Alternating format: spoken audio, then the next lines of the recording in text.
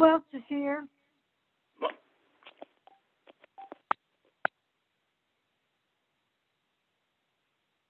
Hello?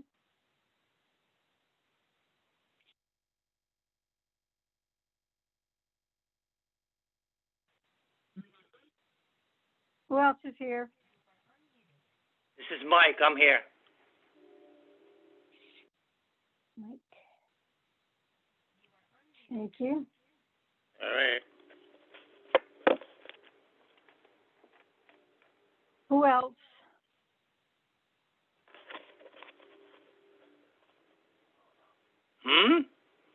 Who else is here? There's supposed to be 3 people here.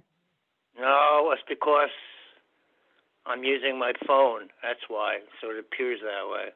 The 793-1299 is the number I used to get in, and the 978-391-4584 is my home number. So, Okay, I can't see the numbers. I'm on my cell phone. okay. That's why you Okay. see my name and two other numbers. So. Well, I never. Well, your never is what you see. That system works. That's what happens even if I was at town hall. You would see my name and you would see 2 numbers. You'd see what I would call in as, and then you'd see, what the number is that my work number. So. Well. So you're confused. Zoom thinks you're there twice. Absolutely. That's how the system works. I'm good at it. This is how you get paid more, huh? No. You kidding? If I got paid for what I worked, town would be broke. That's what they all say, Mike. Hey, you don't even come close to the number of hours I work.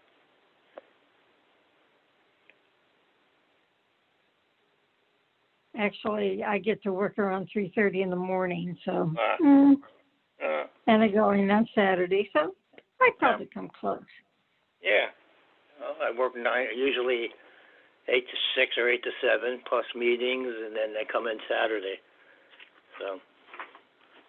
You're like me. It's good to be busy. I don't have a choice at this point. I wish I did.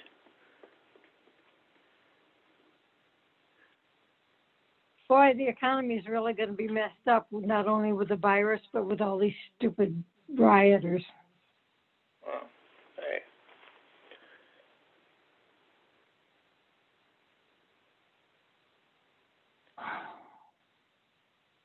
Oh, well, I'm muting out. Goodbye.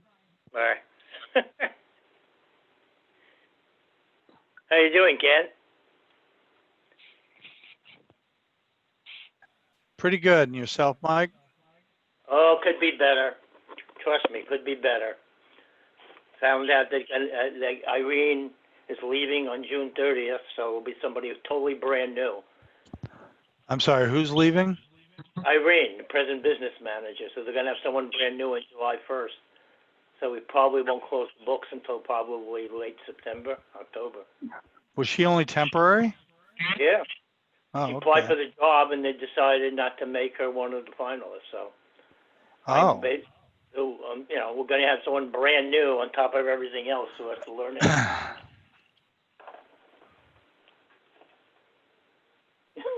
It's fun. Really, really fun. Well, work has been absolutely a bear for me. I am. Hasn't been much better on my end, I'll tell you that much. Yeah.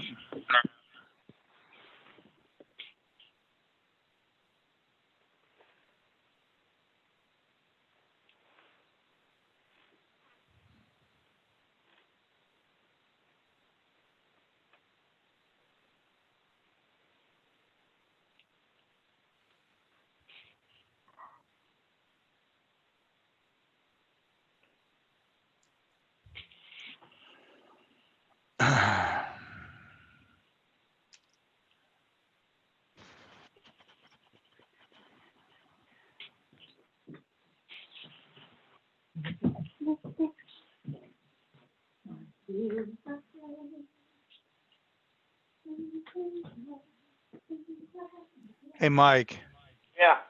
we are going to talk about reserve fund transfers this evening, correct? Yes. Okay, thanks. Yep. I got answers to everything you wanted to know, but I don't think you'll like the answers. So. No, I don't think you will because you'll get a history on top of it. So, and you know, the options are very limited. No, I think it's mostly, I mean, I had questions. I didn't have, it's not a matter of complaints. It's just a matter of getting the Oh yeah, but information. that's what I mean. You'll get a Yeah. history of how we've handled it. Okay. I mean, I don't know how the schools handled it, how the town has handled it over the last 10 years, or give or take. Well, since I've been here 7, so this is the only second time I've done it this way. So. All right. I got to close up some of these windows or I'm not going to be able to see anything here. Now, 2 of those numbers besides are mine. The 14584 is my home number, and the 1299 is the number I use to get in for that. So those 2 are.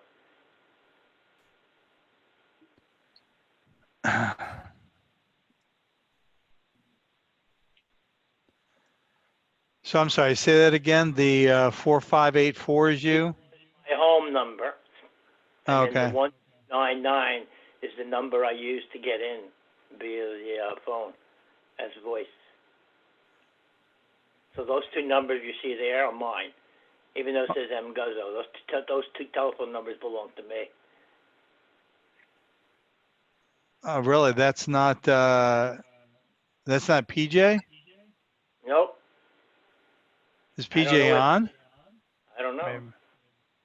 She was. Yeah. I'm muted. Okay, she said she's on her cell phone, so.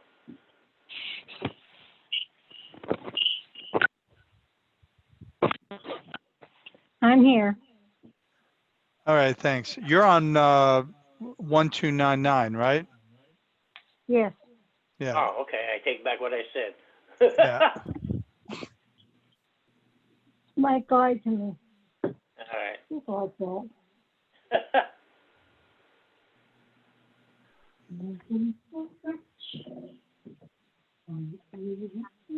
that. I've been meeting with Irene, and today she informed me that June 30th is her last day. So.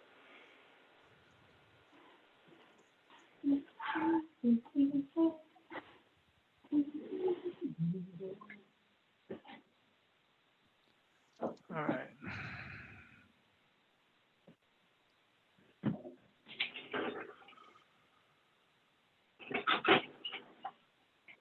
Too many windows open.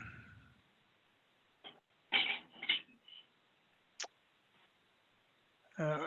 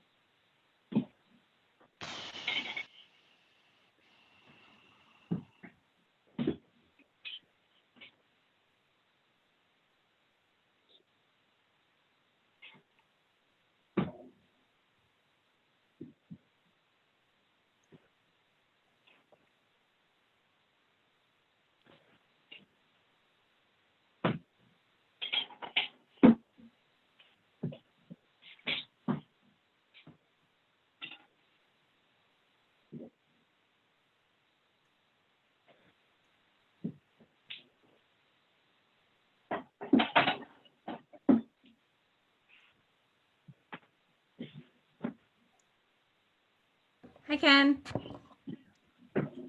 Is that Megan? That's just Yes. Hello. Megan. How are you? Good, thanks. Would you? So I can go live on Facebook whenever you like. Well, Wait you can until you do get it. started. You can do it now. Might as well go ahead and get it Okay. started now. So, Okay, we'll do. so can you enable me for screen share because I've got several things I need Sure. to screen share. So oh, here we go. Do you see the option at the bottom, Ken, now? Yep. Yeah, before I couldn't do it. Okay, okay, Up now I can. Okay, thank you. okay.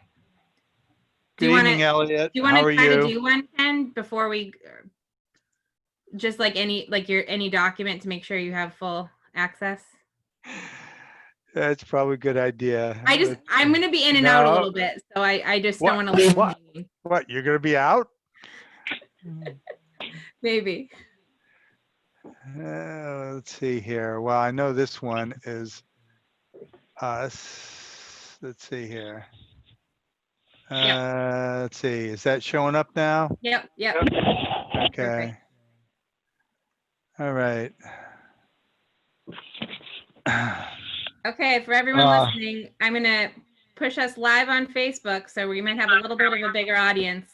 With the planning board, we had 4 people listening on the public hearing last week, so we'll see. Do we have any way to know who those are?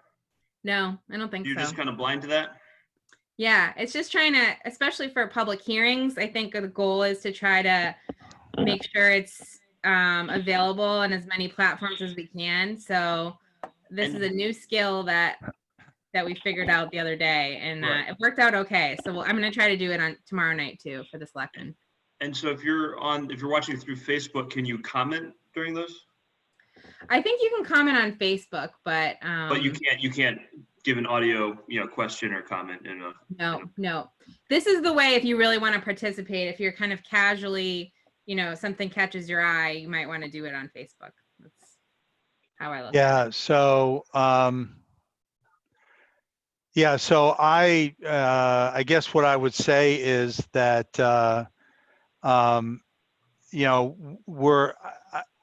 I'm going to try to take everybody's comments and questions and stuff like that, obviously. But if they're asking them on Facebook, I'm not monitoring that. So, anyway.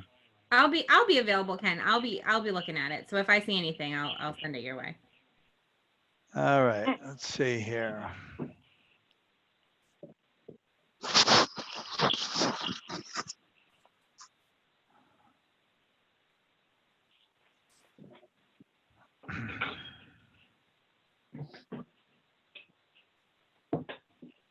I don't see Greg. He'll be on, I'm sure, at some point. He's doing the person too.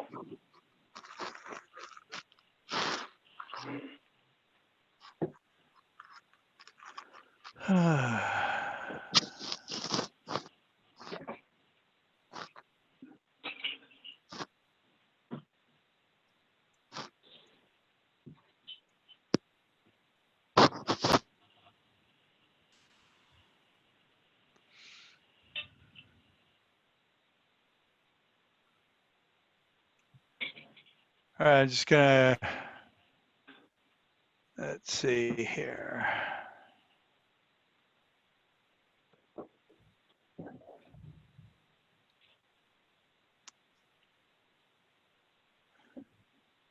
So, Megan, I just want to confirm that the chat room is open for everybody, right? Let me just double check on that. Because I can see on here that I can send a chat to everybody. I just want to make sure.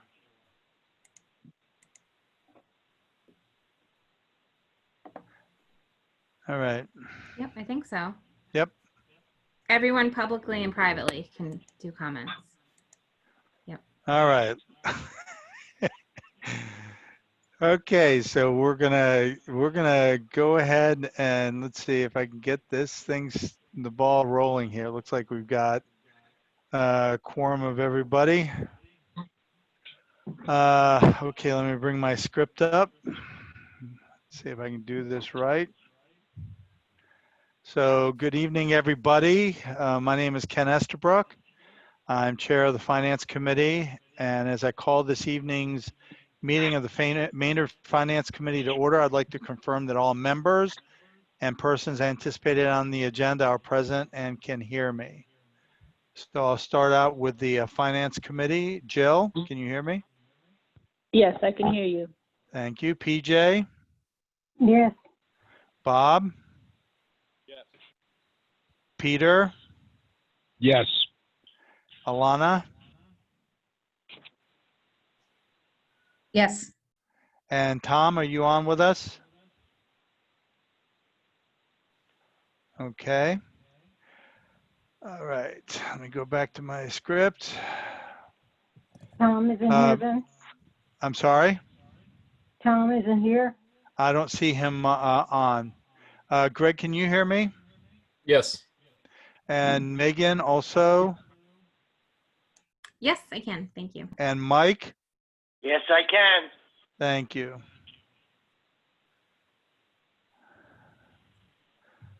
All right. Feel like I'm on Dancing with the Stars here. All right.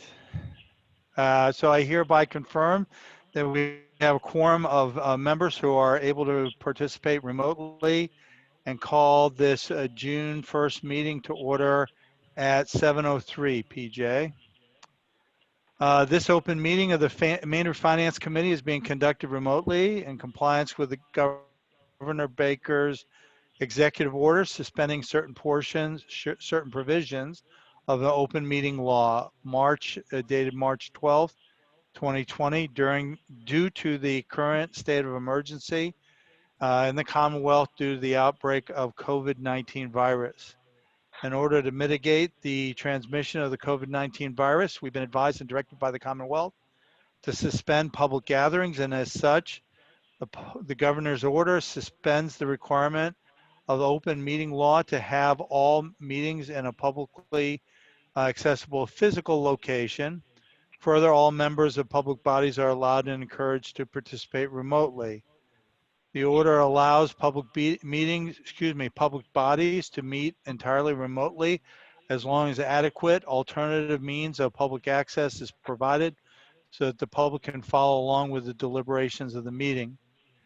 We're meeting on Zoom as a way of providing that adequate alternative means of public access.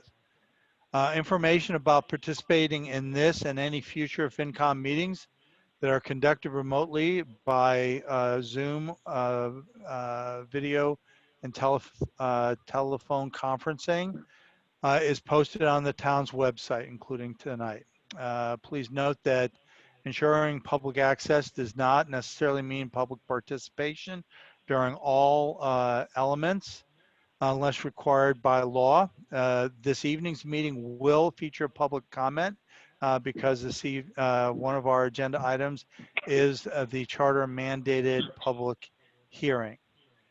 The posted meeting notice outlines 2 ways to participate in Zoom conference meeting by computer or by phone. Please note that this evening's meeting is being recorded and is also being live streamed via the town's Facebook page. Accordingly, please be aware that other meeting participants will be able to see and hear you, and that you take care not to screen share your computer. Anything that you show or say will be captured by the recording.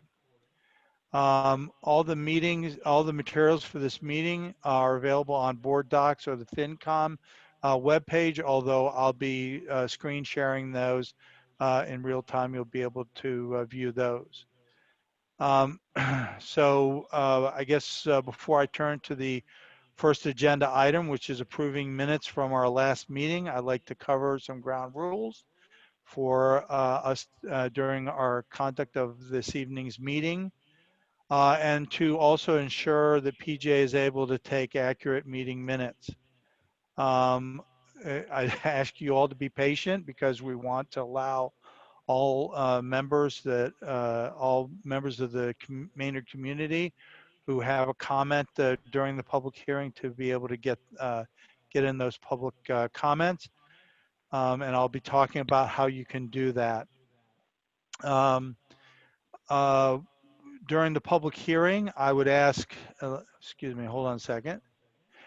During our regular meeting agenda items, I'll be introducing each speaker on the agenda, and we'll be discussing those agenda items among the members of the Finance Committee.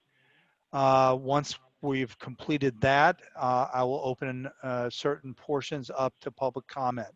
And of course, during the public hearing, I'll be taking public comment. We'll be taking public comment during the entire hearing. I'd ask everyone to unmute your phone only when you intend to speak, please. And remember to mute your phone at times when you're not speaking, your phone or computer.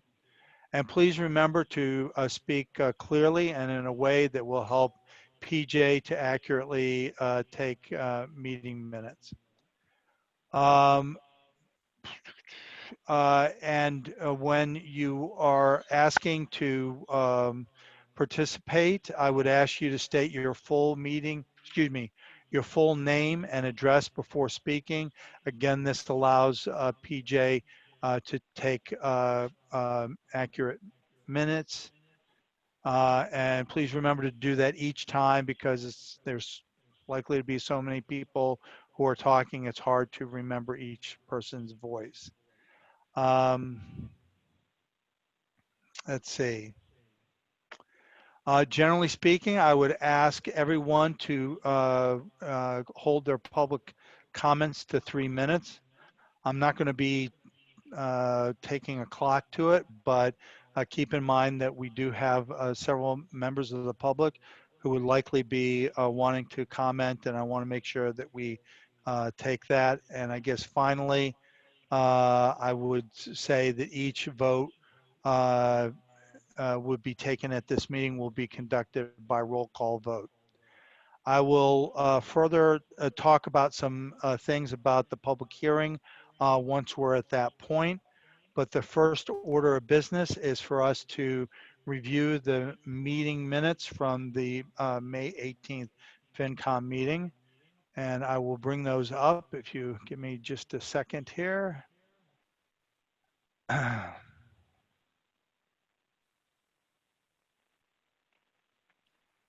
see if sorry, I've got to, here we go. Let me see if I can share these correctly.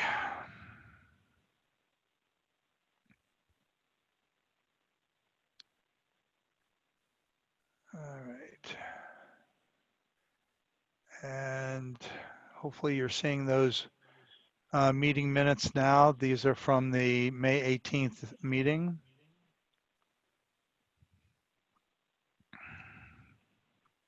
Our main order of business was our meeting with the school committee.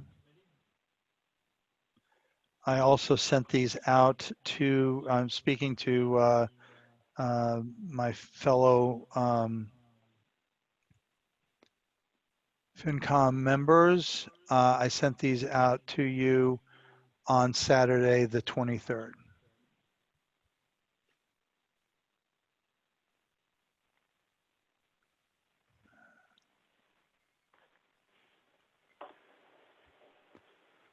So I will continue down here, figuring that you all have seen the rest of that.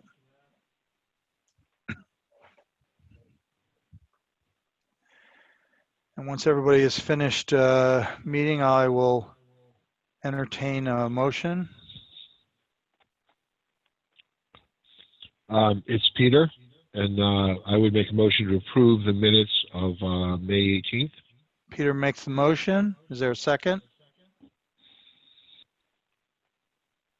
Jill seconds.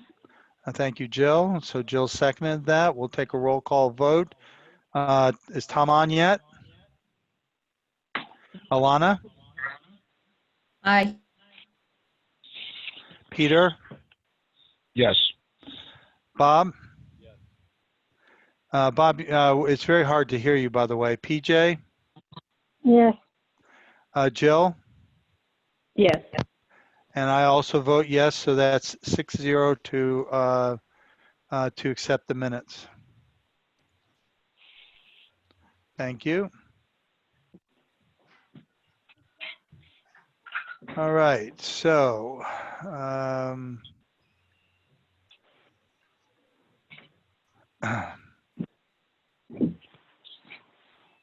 all right, so okay, let me get back to my script. Thank you for your patience. I'm going to turn now to a few updates. And Greg, I'm going to ask you to chime in as I go forward.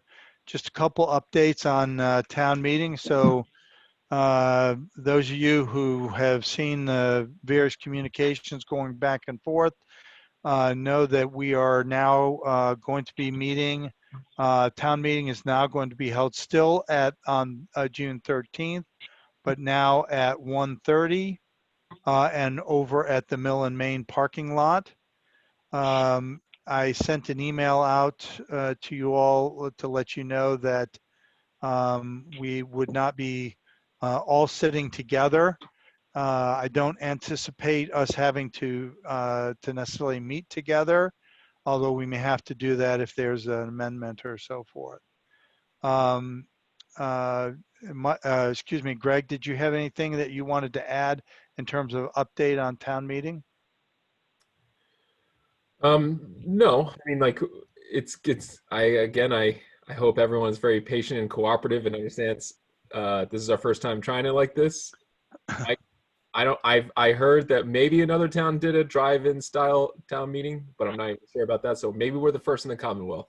So I hope everyone is understanding. There's probably going to be a lot of game day challenges that come up and whatnot. But yeah, hopefully we get it done. And I guess one thing I would add to that is I would certainly advise my fellow FinCom members, but also members of the public to get there early and check in early and to participate that way. And the expectation is to stay in your car. So if you can please use the restroom before you arrive. We are going to have a mobile restroom available, but it's meant for emergency purposes. So I mean, it's there. The idea is to limit exposure overall. So please use the restroom. Yeah, and I think patients.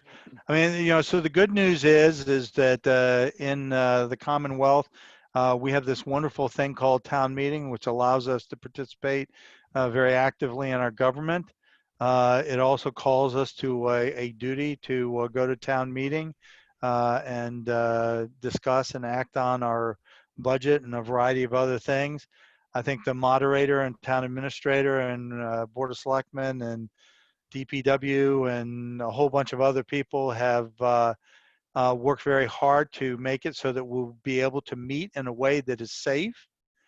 And so I'm looking forward to it. And I hope everybody does come along and is patient with that. So, Can I ask one quick question? Absolutely, Bob. Yeah, I haven't really heard definitively how the audio will be handled during the meeting. Could you just speak to that for those on the line? Yeah. So the plan right now is that it will be broadcast out over WAVM. And so people will be able to listen from their car. I think there are also going to be some speakers up front for those who maybe are walk-ins and will be seated with appropriate physical distancing up front. So like Greg says, everybody use the facilities before you come. Bring your mask, bring your patients. And any other questions or comments from my fellow Finance Committee members? And how will voting happen? So voting will be, there will be a combination of, there are cards for people to wave, I guess, colored cards and that'll, is it red and green or blue and red or something like that? It's Uh, green, red, and yellow. yeah. And so there's going to be an instruction packet put in there. There's also some secret ballots that will have to be collected up and voted by secret ballot. The moderator, I think, has done a good job of trying to put things together with the guidance of town council and the help of town administrator, so that we, even though there's 28 articles on the warrant, we won't be taking 28 votes. There'll be a smaller number of votes because things will be compiled in a consent agenda. So hopefully, we'll do this. Frankly, I'm sort of looking forward to it. Hopefully it'll be a nice day. It'll be a beautiful day for us to do that. And I think, as I often say, I realize that coming to town meetings, sometimes it seems like a burden, but this is one of the wonderful things about living in New England is we get to take a very active part in our, so. So I did see a couple of questions come in here. Um, Someone asked if there's a backup if it rains. I think the moderator has said that if it's a light rain and things can continue on, then we plan to continue on because so much will have been done to set that up. Obviously, if something is if it's too much rain, then it'll be called, and there will be another. It'll be continued to another time. Is technically how it'll be done. So I think I got through all those comments. Okay, so let me get back to my script.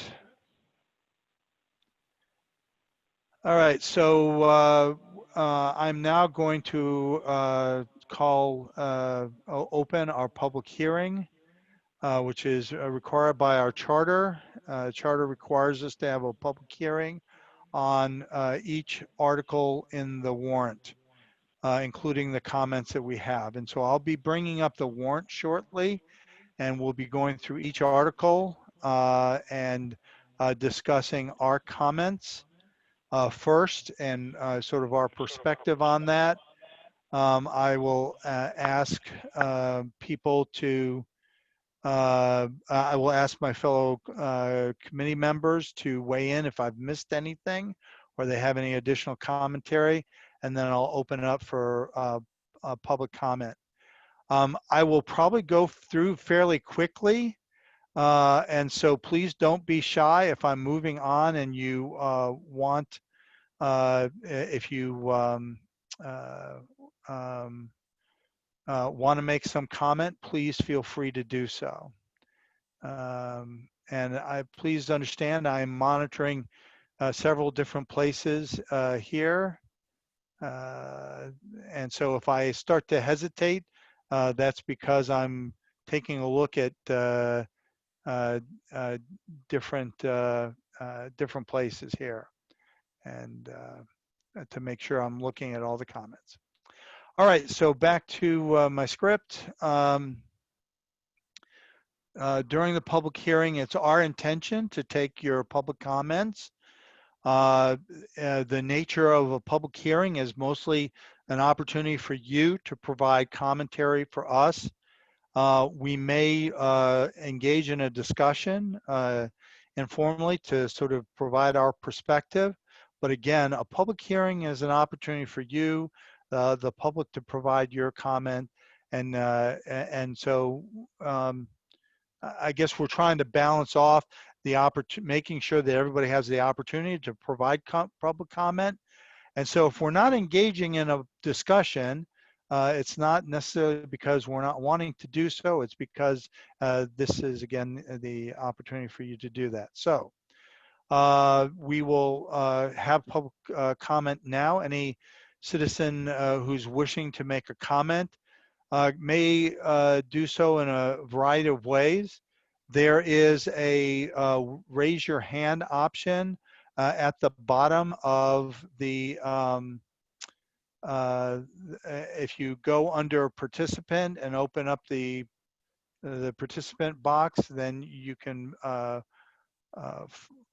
find a way to raise your hand there next to your name. The easiest way, though, is for you to go into the group chat, because then I can see your comments right away. That is obviously available for those of you who are online. The other way is for you to email me, and I'm monitoring my email. So my email address is posted on the meeting notice, but I will give it to you again. It's K Esterbrook. So it's KESTABROOK at townofmaynard.net. And as I said, I'm monitoring that. And I guess the other way is for you to speak up if, you know, by doing a reaction at the bottom or some way. I'll be monitoring that, but I will be sure to, before we close the hearing, to make sure that we've gotten through everybody's comments. Okay. Let me make sure I've gotten through my script.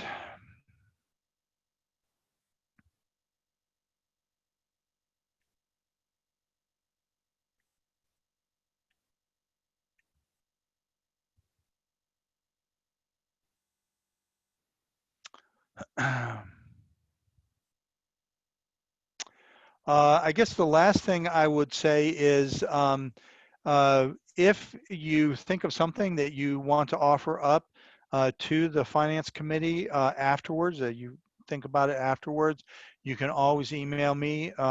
Again, my email is on the meeting notice. It's also on the Finance Committee's webpage, but if you email me that, I can pass your comments on to the Finance Committee. So I am going to attempt to find, let's see here.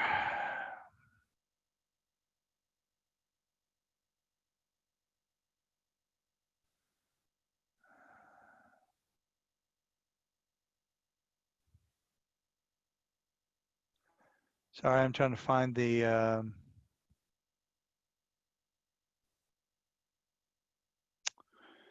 oh goodness gracious, too many windows open up. All right, there's an easier way of doing this.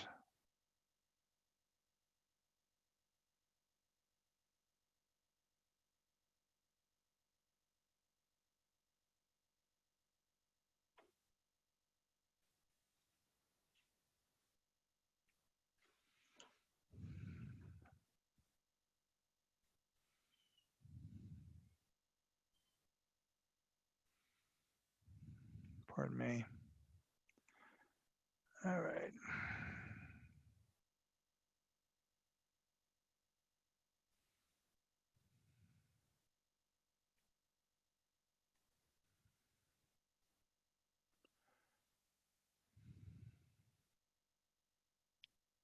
Jeez, Louisa, where is this thing?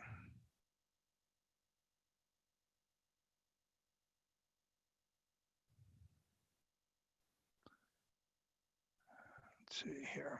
I think this is it. Okay, do you all see the warrant there? Good, okay. All right, I'm going to zip down here to the first article then. Thank you all for your patience. The first warrant article is on the certified free cash appropriation. So this is to see if the town will vote to appropriate from free cash the amounts that you see there. You see the Finance Committee's comments there that passage of this article would appropriate the stated amounts totaling the amount there from available free cash. You'll notice that in addition to the traditional snow and ice deficit, we also have $350,000, which is a partial payment for the Green Meadow roof repairs. And you all will remember that we spend a significant amount of repairing the interior of the Green Meadow School. And so this repairs the roof above that. There are also some much needed facility renovations, mostly to the restrooms at well, you see there, talks about the, I believe it was the Fowler School. So let's see, I'm gonna open this back up. Let's see here.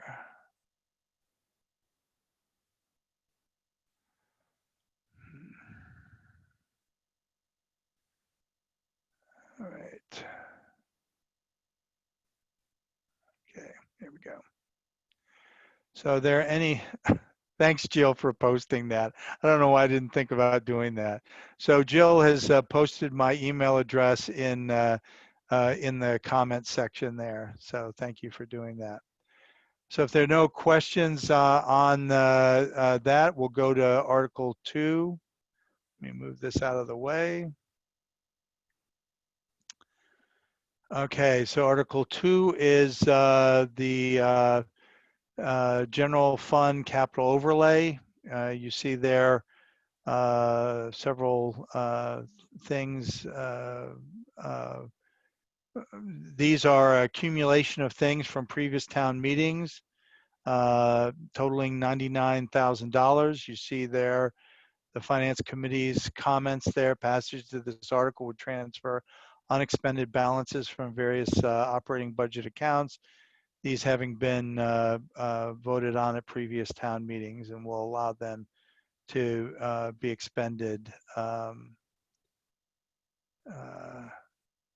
So transfer those to the DPW, to general stabilization, excuse me, and to DPW capital improvements.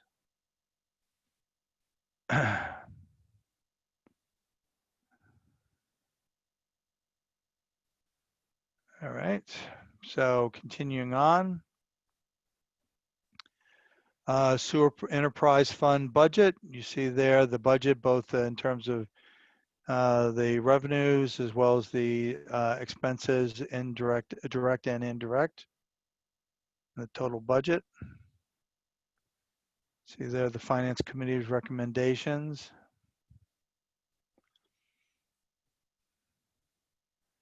So this allows this is being paid for out of the sewer for those for your sewer bills, as opposed to out of direct funds.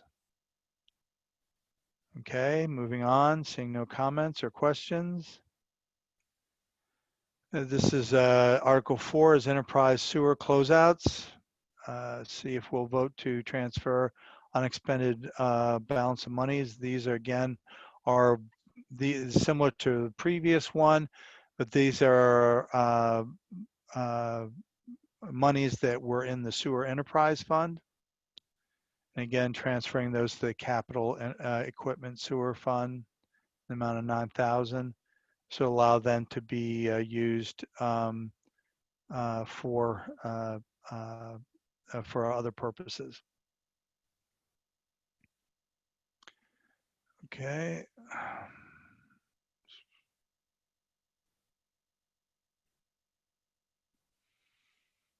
All right, just seeing no other comments, move on to Article 5. Oops, excuse me. See if the town will vote to recommend the following sums be appropriated to operate the water enterprise fund. You see there the water enterprise budget, but both the revenues as well as the expenses, direct and indirect. So this is a customary article that we have each year, similar to the previous one on this sewer enterprise fund. This is for the water enterprise fund.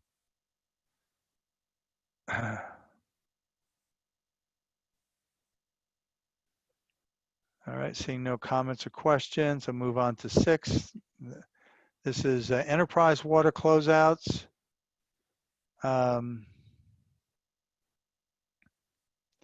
See if the town will transfer unexpended balances from previous monies that were voted in previous town meetings in the amount of $166,000. And that would go to the capital equipment water. And you see there the finance committee's comments.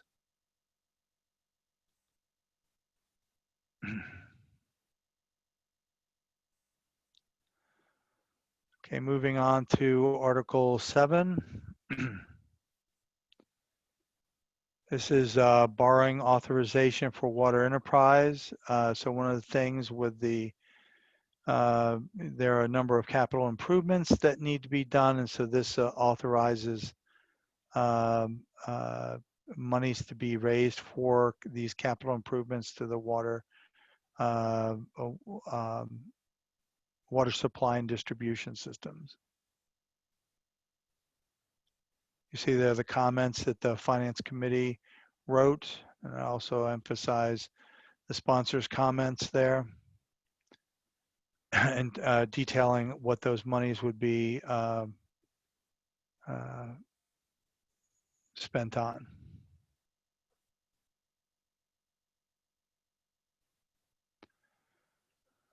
All right, going on to Article 8, lease to purchase ambulance. And so see if the town will vote to authorize the Board of Selectmen to enter into a lease agreement for an ambulance. So then the first year the lease is $79,000. And then you see here the Finance Committee's comments, as well as the sponsors' comments explaining why we're needing to procure a new ambulance and why this lease to purchase arrangement is the one that makes the most sense.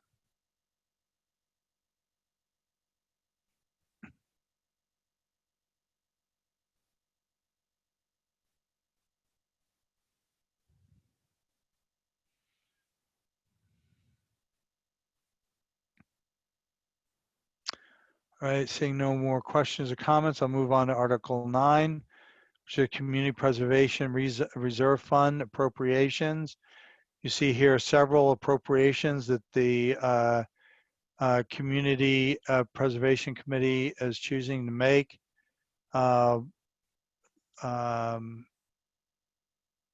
Appropriations from the reserve fund and from the budget reserve fund, as well as continuing on, budget reserve fund, historic preservation reserve fund. These are all reserve funds that they are expending. And you'll see here shortly a detail of what these projects are.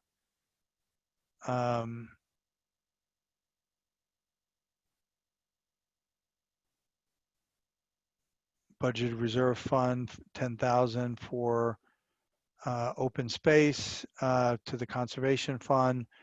Also 10,000 for Memorial Park rail trail benches, 50,000 for the front playing field irrigation project. So you see here the comments from the Finance Committee. And recommending passage.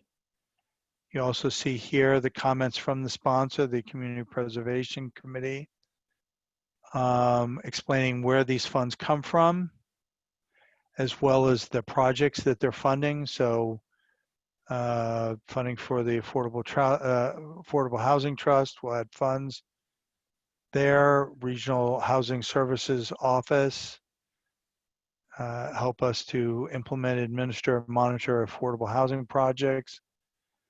Marble Farm Project Plan was one that was researched and brought before the Community Preservation Committee. The church across the street, church on Walnut Street, that is across the street from the mill, The town's curfew bell is there, has been gifted to the town. And so money will be going towards safely removing the bell and refurbishing it and storing it till we have a permanent display. Conservation fund, rail trail benches, and again, at the Maynard High School, the front field irrigation project.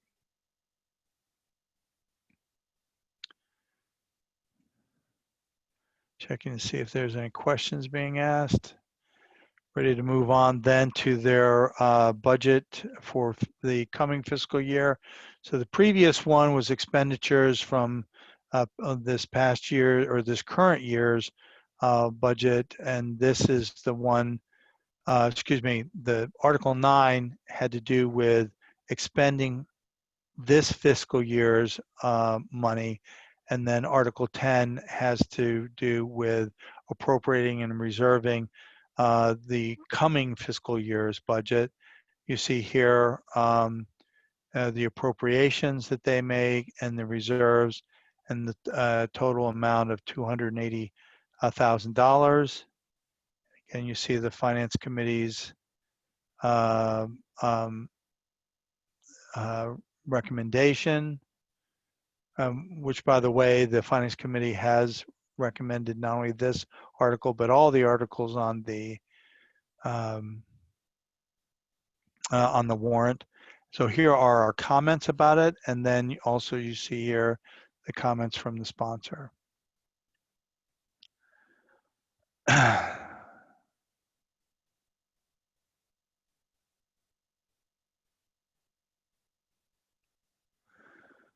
All right, so then revolving fund, oops, excuse me, sorry. Let me get this in place here. So the authorized revolving funds. So this authorizes the establishment or continuation of revolving funds. So there's no money appropriated per se, but it allows these revolving funds to be used for the purposes you see there. So these different committees then collect fees from users. So for example, the planning board, when they do a site plan review, will collect fees and then they can expend that from theirs.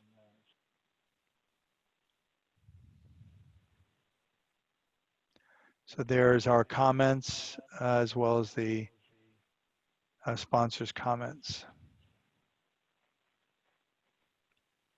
Checking to see if there's any questions.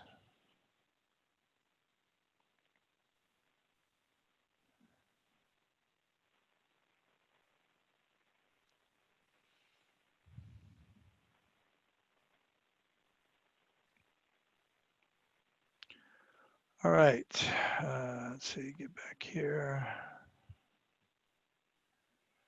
All right, the Article 12 is the salary administration plan. This is a routine article that's establishing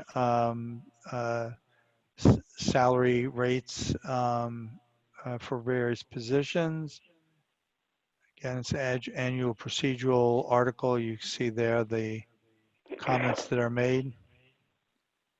I think there's someone who is unmuted, so if everybody could mute themselves, please. Unless you're asking a question. Thank you.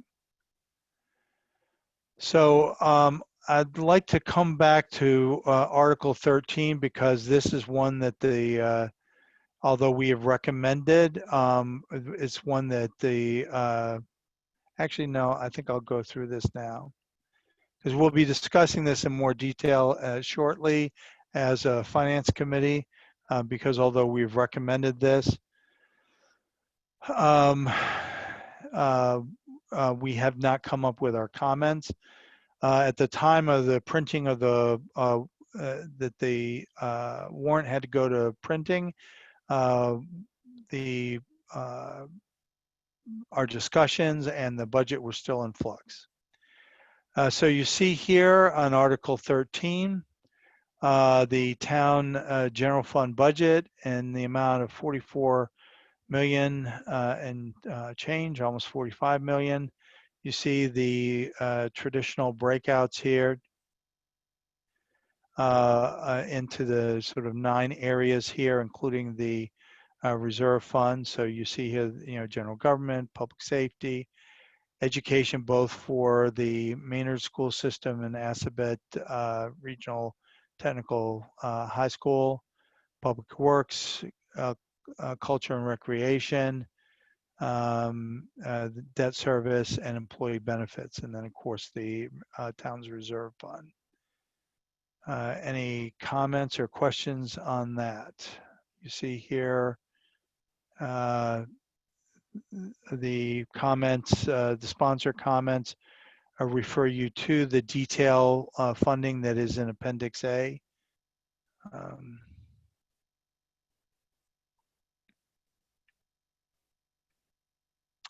Just checking.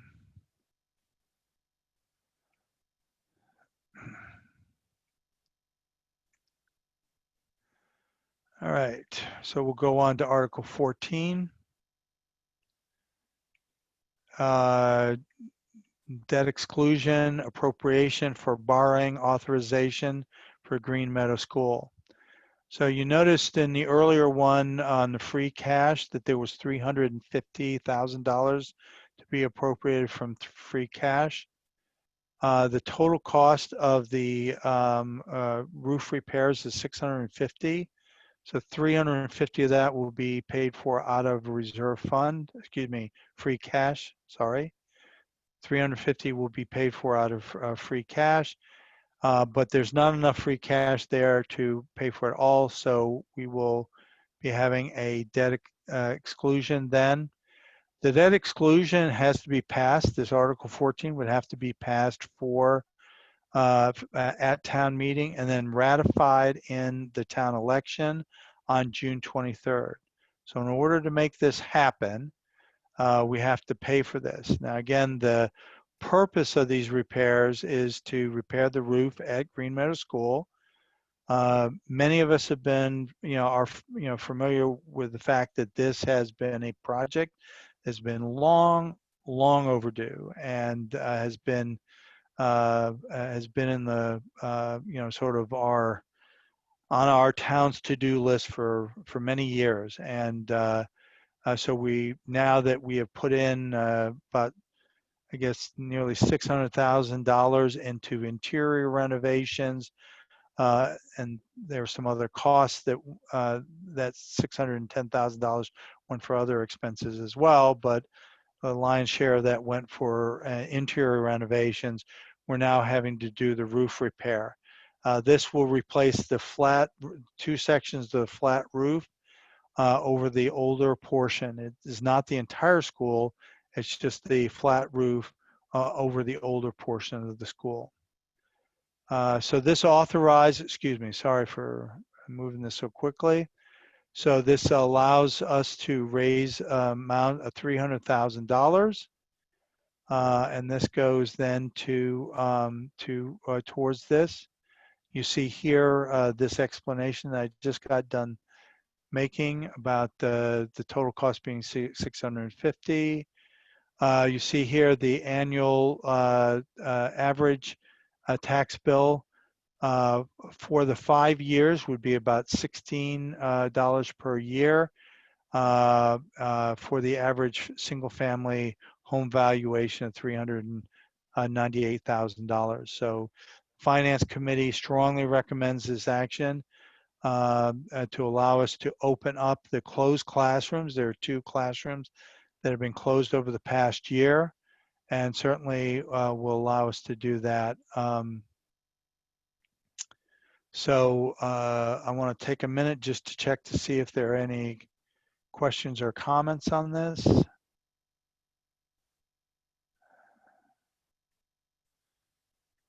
And let's see here.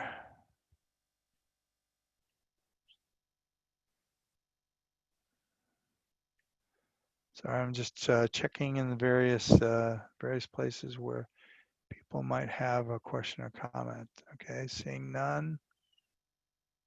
We'll move on to the next one.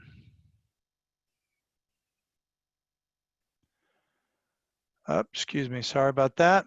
So the next one is Article 15, which is a zoning bylaws amendment. This is simply correcting an incorrect number. Unfortunately, because it is done, because it pertains to the zoning bylaws, any change to the zoning bylaws has to be voted on by the town, even if it's just to change the numbering. So that, of course, is a fairly innocuous one. There's a next article is Article 16, Article 97 land transfer.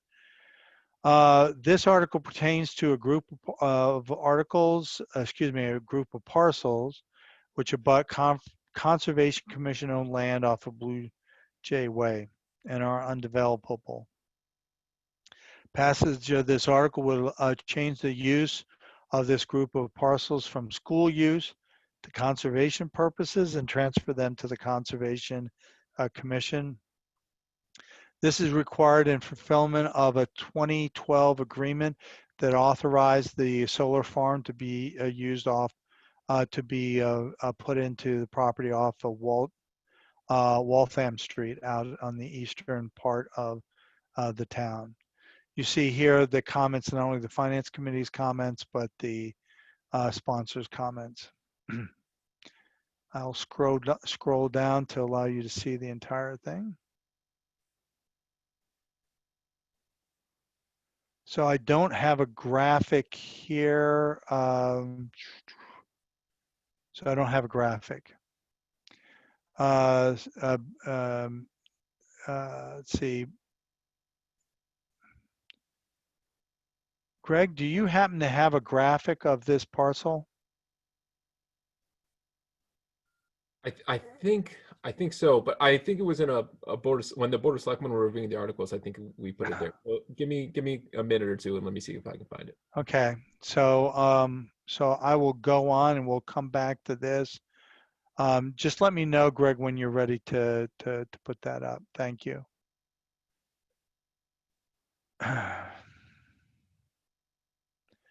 Any other questions? All right, seeing none, we'll come back to that when Greg brings up the graphic. Thank you for that question. Article 17 has pertains to taking for bridge construction. I would, while this article was recommended, it turns out that the most recent plans presented by the Department of Transportation, the Commonwealth's Department of Transportation, has changed the requirement for this. And so this article, I guess, is going to be tabled or passed over, I guess. So we will not be voting on this one now, but we will be voting on this in the fall town meeting. So I'm going to pass by that. So Article 18 has to do with lease license of municipal property for solar photovoltaic installation. So this has to do with allowing the Board of Selectmen to enter into leases on school property, school department property. So basically, this is just an enabling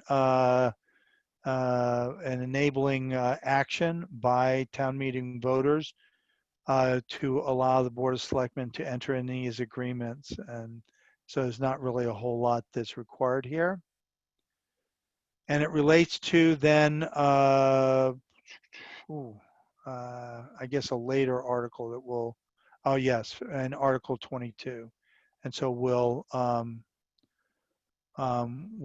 see this pertains to another action that town meeting voters will be taking in Article 22. Okay.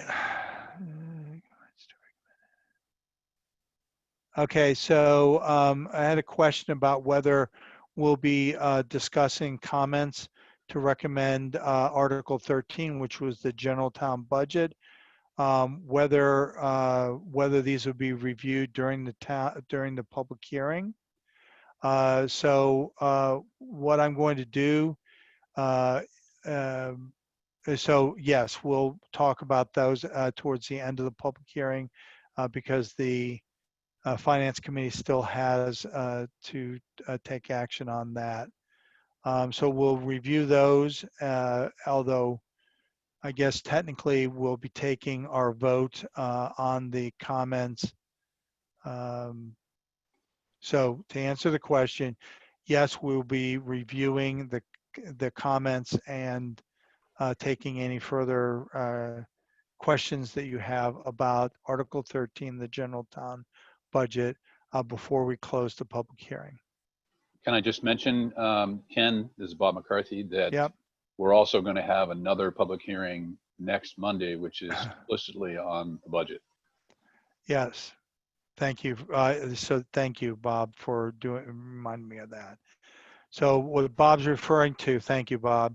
Bob's referring, because of the length of the warrant, although we typically have had the 2 public hearings that we're required to have, one on the warrant articles and a specific separate one on the budget. We typically have those on the same night. We put those on separate nights, and so we'll be talking about that.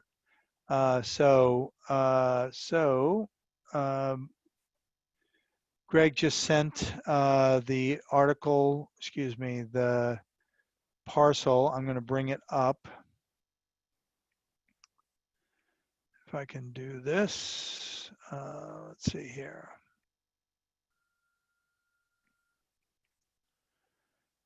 So a question was asked about the parcel, and I'm bringing that up now. Okay.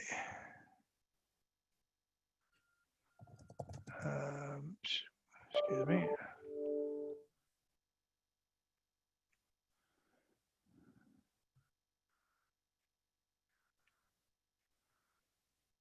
Okay, give me a second. It's coming up.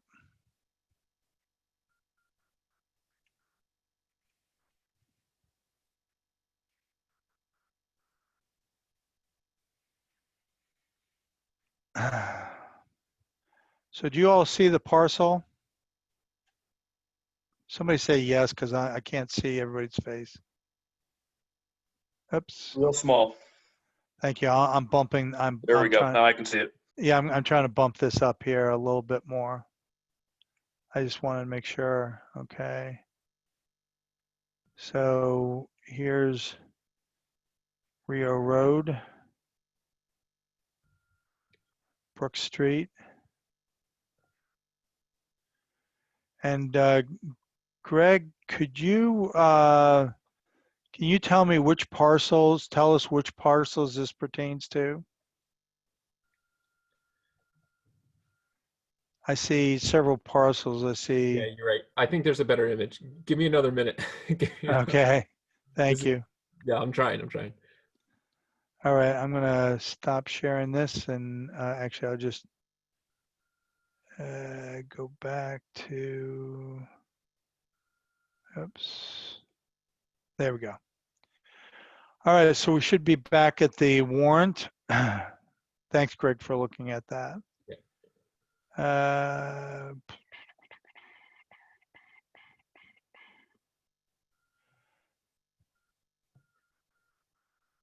So Greg,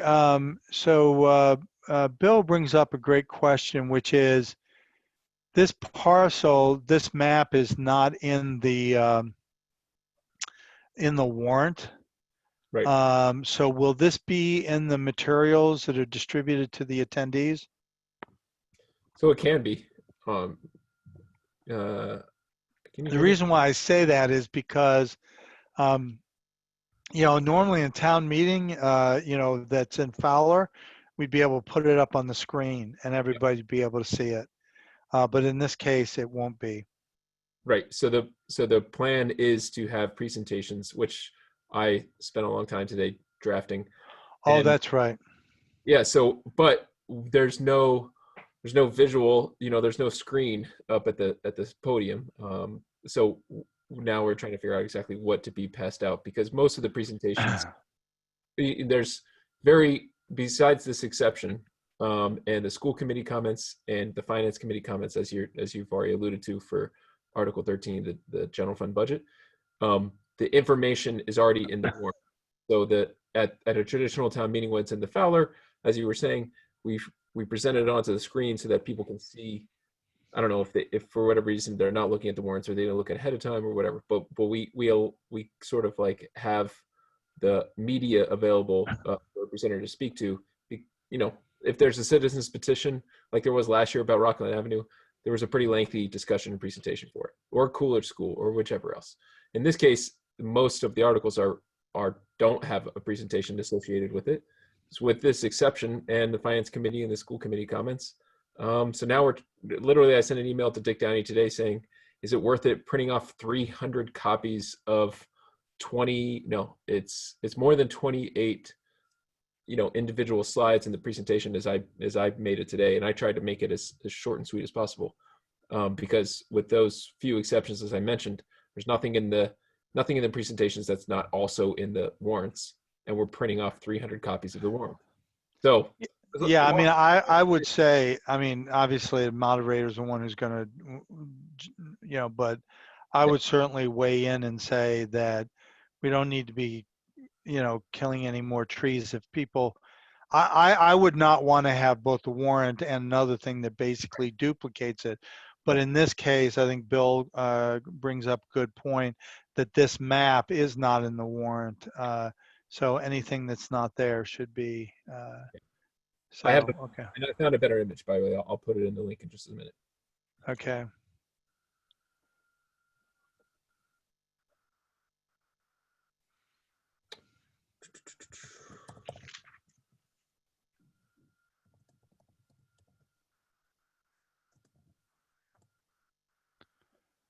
All right.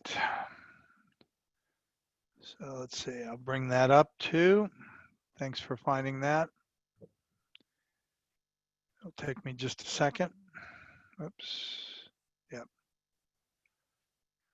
Okay.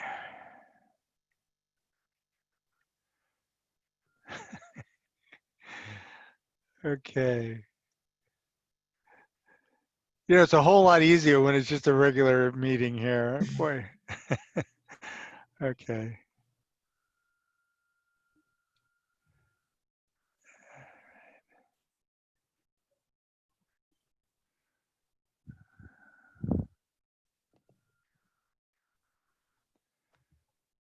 Okay. Oops.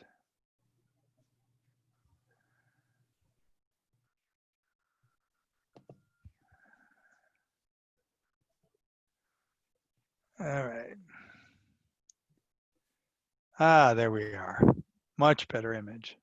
Yep. Okay, so here's Rio Road over on the left.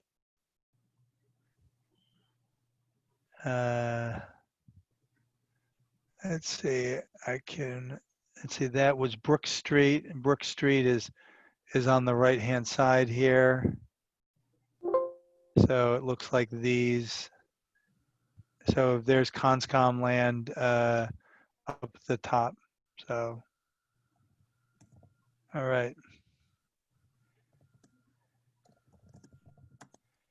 Yeah, this image is much better. Thank you, Greg. I really appreciate you bringing that up. No problem. All right. Oops, there we go. Back to the warrant. All right, let me see if there are any other questions before I move on. Let's see here.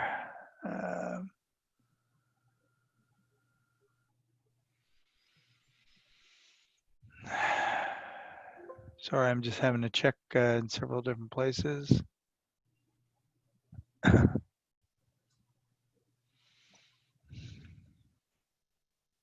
All right. All right, moving on then. All right, so Article 19 is another zoning bylaw amendment. Oops, sorry about that, folks. So this amends the downtown mixed use overlay district. The intention of this is to clarify and expand on the use. The intent of the downtown overlay district is to encourage retail at the first floor and residential above that mixed use. An overlay, the benefit of using the overlay district is it allows more things, allows a developer to do more things than is allowed by right with the zoning underneath.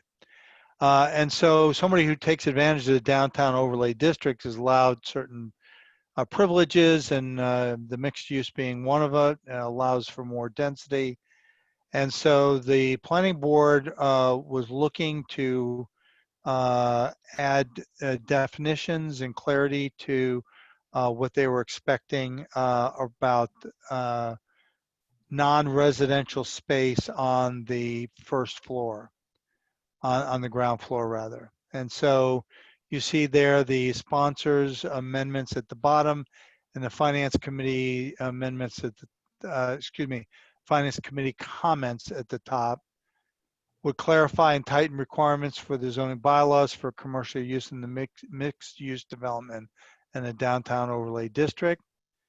Bring it in alignment with the original intent of the downtown overlay district overlay, encouraging development that supports a vibrant downtown, includes commercial space on the first floor of mixed use buildings. Okay.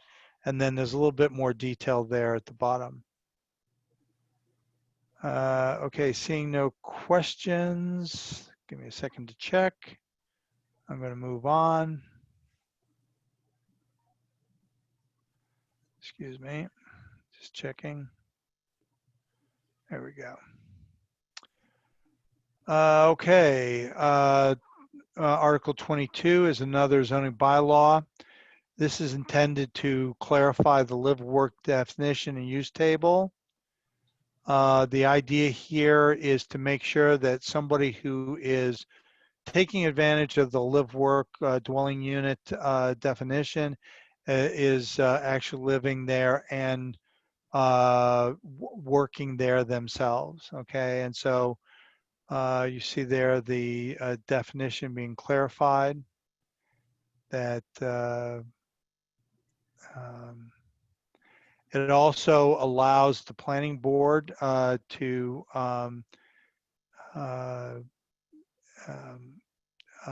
do a this by special permit in the central business district. So here you see the comments. Passage of this article would clarify and tighten requirements for live-work dwellings to be primarily commercial. Require the special permit to be secured from the planning board in the central business district. Okay. All right, and continuing on then to Article 21. Article 21 is renaming these Board of Selectmen to Select Board in the zoning bylaws.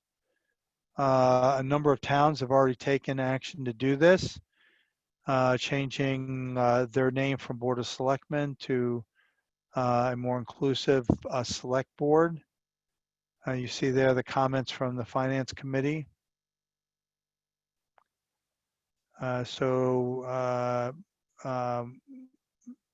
More than 90 have done it so far or are considering it, and we expect that other boards will continue to do that.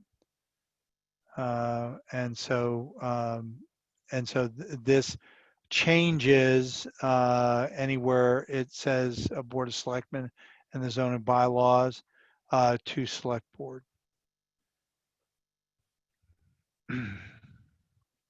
All right, town report acceptances. This is an annual procedural article to accept reports from various town committees.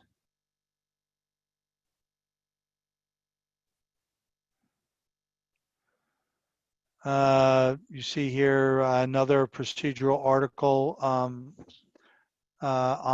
sale of obsolete equipment.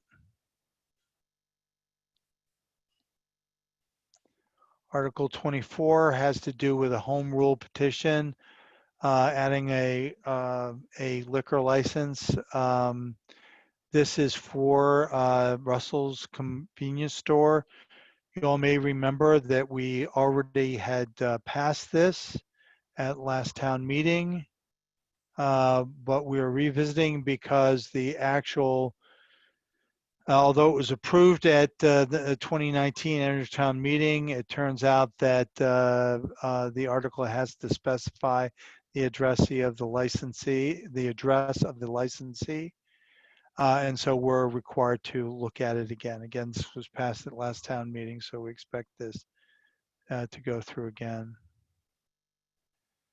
You see here a renaming of the Board of Selectmen to Select Board in the general bylaws. The previous one was zoning bylaws. This one, the general bylaws. So everywhere where it says Board of Selectmen, they change it to Select Board. Article 26 being, actually, let me catch up, make sure that nobody's asked any questions.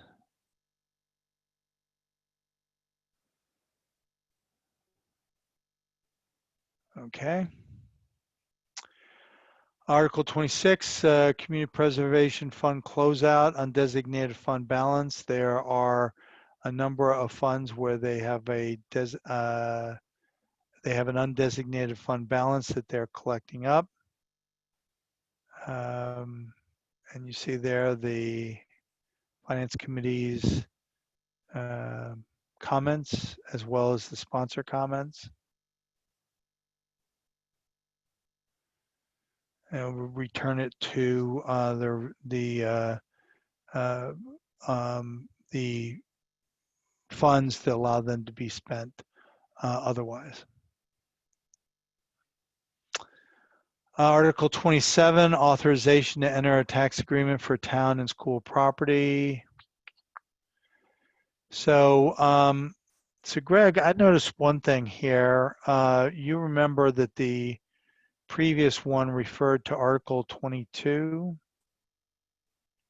What is that? Sorry to go back through, folks, but you see here under Article 18, it refers to necessary agreements authorized in Article 22. That's actually Article 27, I believe. So, sorry, I was on mute. Of course. So, hold on a second here. So that because that's in because that's in our comments. So that must have had to do with the renumbering. So so I guess we'll just need to clarify that somehow. Maybe you and I can talk offline how we might do that. I'm a little lost. Can you just point out where you're looking again? Okay, so in the previous article that had to do with the solar photovoltaic installation, yeah, you see here that the article is just fine. There's nothing wrong with the article. Yeah. But due to the renumbering and so forth, it's referred to in the finance committees as Article 22. Oh, shoot. And through the renumbering, we actually made it Article 27. Yeah. So that's in the finance committees. I'm going to make a note here.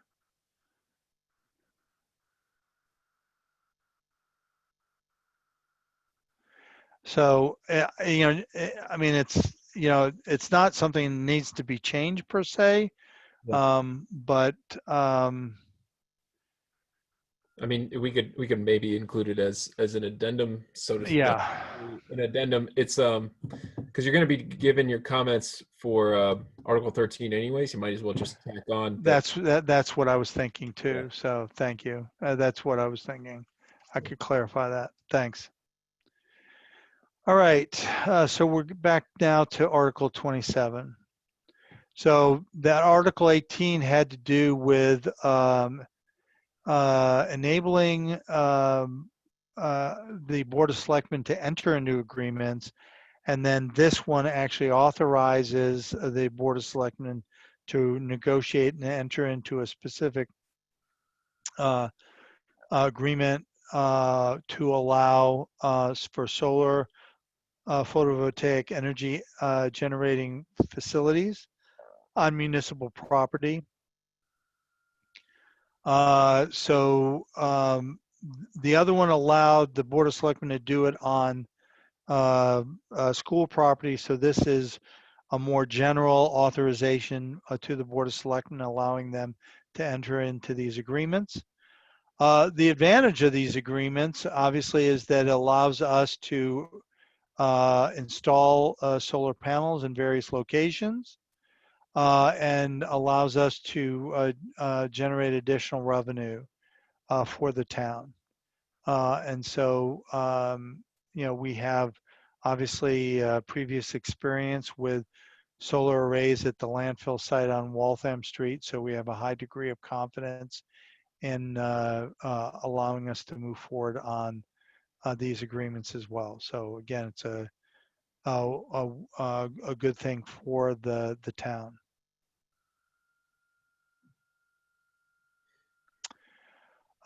So Greg, in the comments, Bill was asking about Bill Cranshaw was asking, what's the point of taxing the equipment? Won't they just include the cost in the price?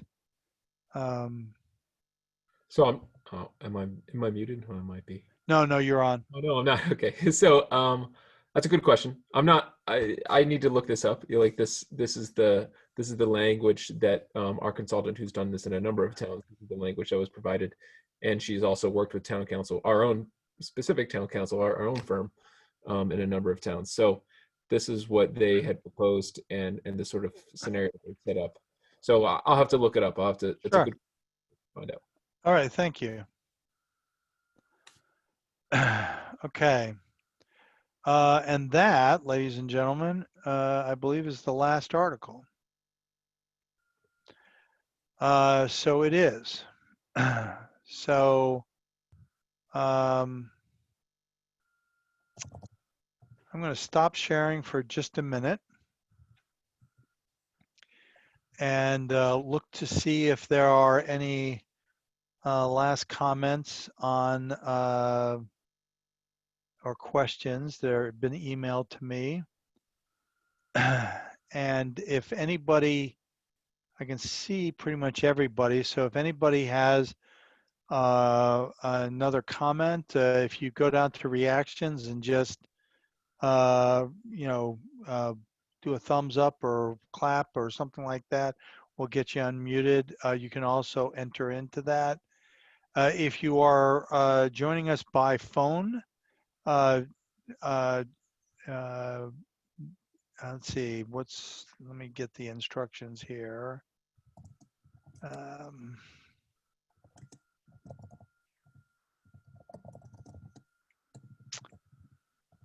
If you're calling in by phone, you can press *9. That's the star key and a 9 to raise your hand, and that'll alert us that you have a comment or question. And I'll give a couple more seconds if anybody has it.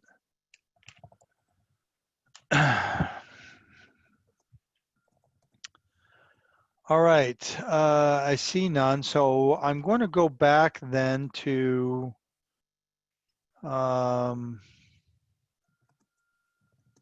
our discussion, any discussion or input from the that we might take on Article 13. Give me a second here, bring it back up. This is on the town budget. Let me bring it back up. Oh, not quite there. All right.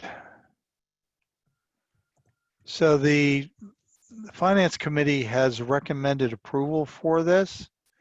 I will say that I think everyone, because the Commonwealth has not finalized its budget yet, we're expecting that,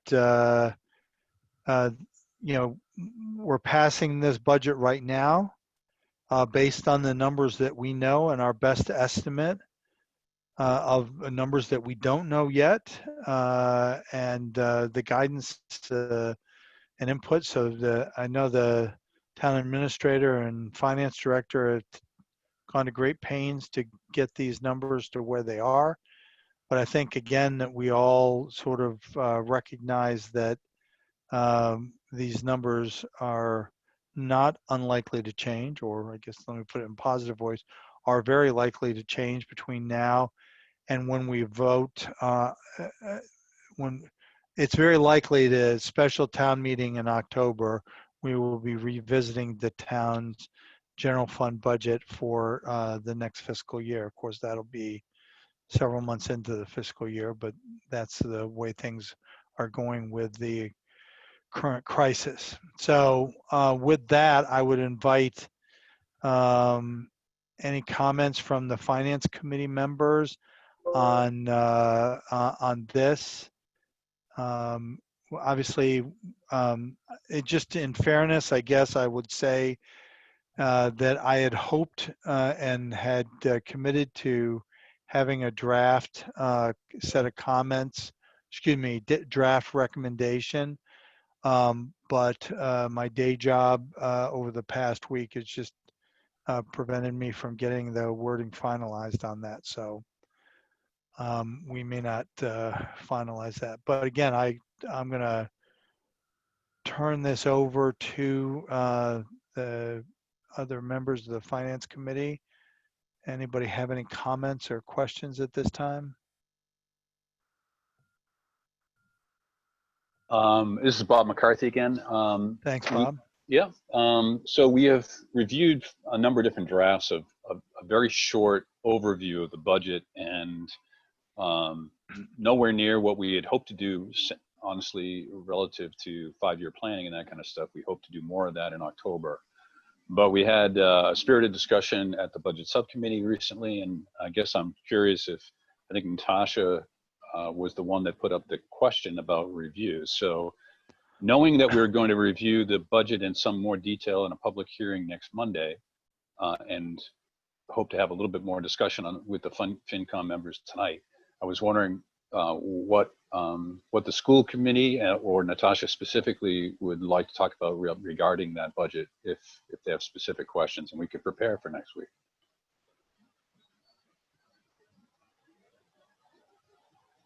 Do you want me to chime in? Sure, if you would, please. Yeah, sure. It's Natasha Rivera. So I basically, I know the recommendations were not really outlined yet, and so I want to hear a little bit more about that, and also just the wording where it was as a guide. There was some indication in there into the recommendation that I just wanted to get a better understanding of that directional piece. I know that the intent is that this budget would be revisited at some point. And so as it relates to the school committee, when something is indicated as a guide, it doesn't seem very solid that we'd be able to plan upon. So I guess what I would say is, so clearly, at this point, the town does not know what state aid is going to be. And so, we have sort of the preliminary numbers, preliminary guidelines that we've gotten. I guess I would, give this over to Greg, and Greg, if you want to bring in Mike to comment on sort of the state of where the numbers are. I guess what I would say, based on the comments that we've heard so far, is we just don't know what the final numbers from the Commonwealth are going to be. And until we have that, we don't know where that's going to go. So Greg, I'll turn it over to you, and by extension to Mike. All right, I can answer a lot of it. All right, you go ahead, Mike, but, you know, No, I'm not going to give any numbers or yeah, anything. okay. What I've done is I put together certain scenarios. I've given it to Greg.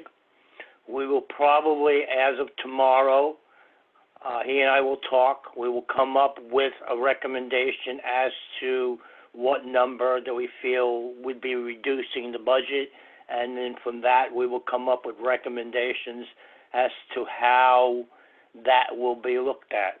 So none of that, I will not divulge any of what I done over the weekend, but Greg and I will discuss it tomorrow, and we'll have some more after tomorrow to let everybody know. But I guess the point is here is until you all get final numbers from the Commonwealth, everything that you're going on is really, I mean, you're obviously very, you know, you bring a lot of expertise into this, but you don't have a crystal ball in terms of what the town. I've given him different scenarios. I've talked to at least 50 or 60 other towns as to what approach they're taking in terms of percentages. DOR has recently come out in the last 24 hours about certain things, so that's why tomorrow Greg and I will discuss it. And, you know, there's no crystal ball, but we're not going to go in and say best case scenario either. I can tell you that much. You know. We know there's going, you know, the state, you know, is going to be, you know, we're going to come up with what we feel is the most reasonable scenario that the town can use in terms of, you know, in October, what we'll come up with. So I guess the other thing is so I appreciate the fact that you all are doing scenario planning. I mean, I really do, because obviously we need to have that scenario planning done. But we don't know what the Commonwealth is going to decide to do with its rainy day fund and with its projection on tax revenue. Right. So, and you know, so when all is said and done, we're sitting on June 1st right now. Right. 2 weeks from now, less than 2 weeks from now, we're going to be at town meeting, and we're not going to be any closer to knowing the final numbers.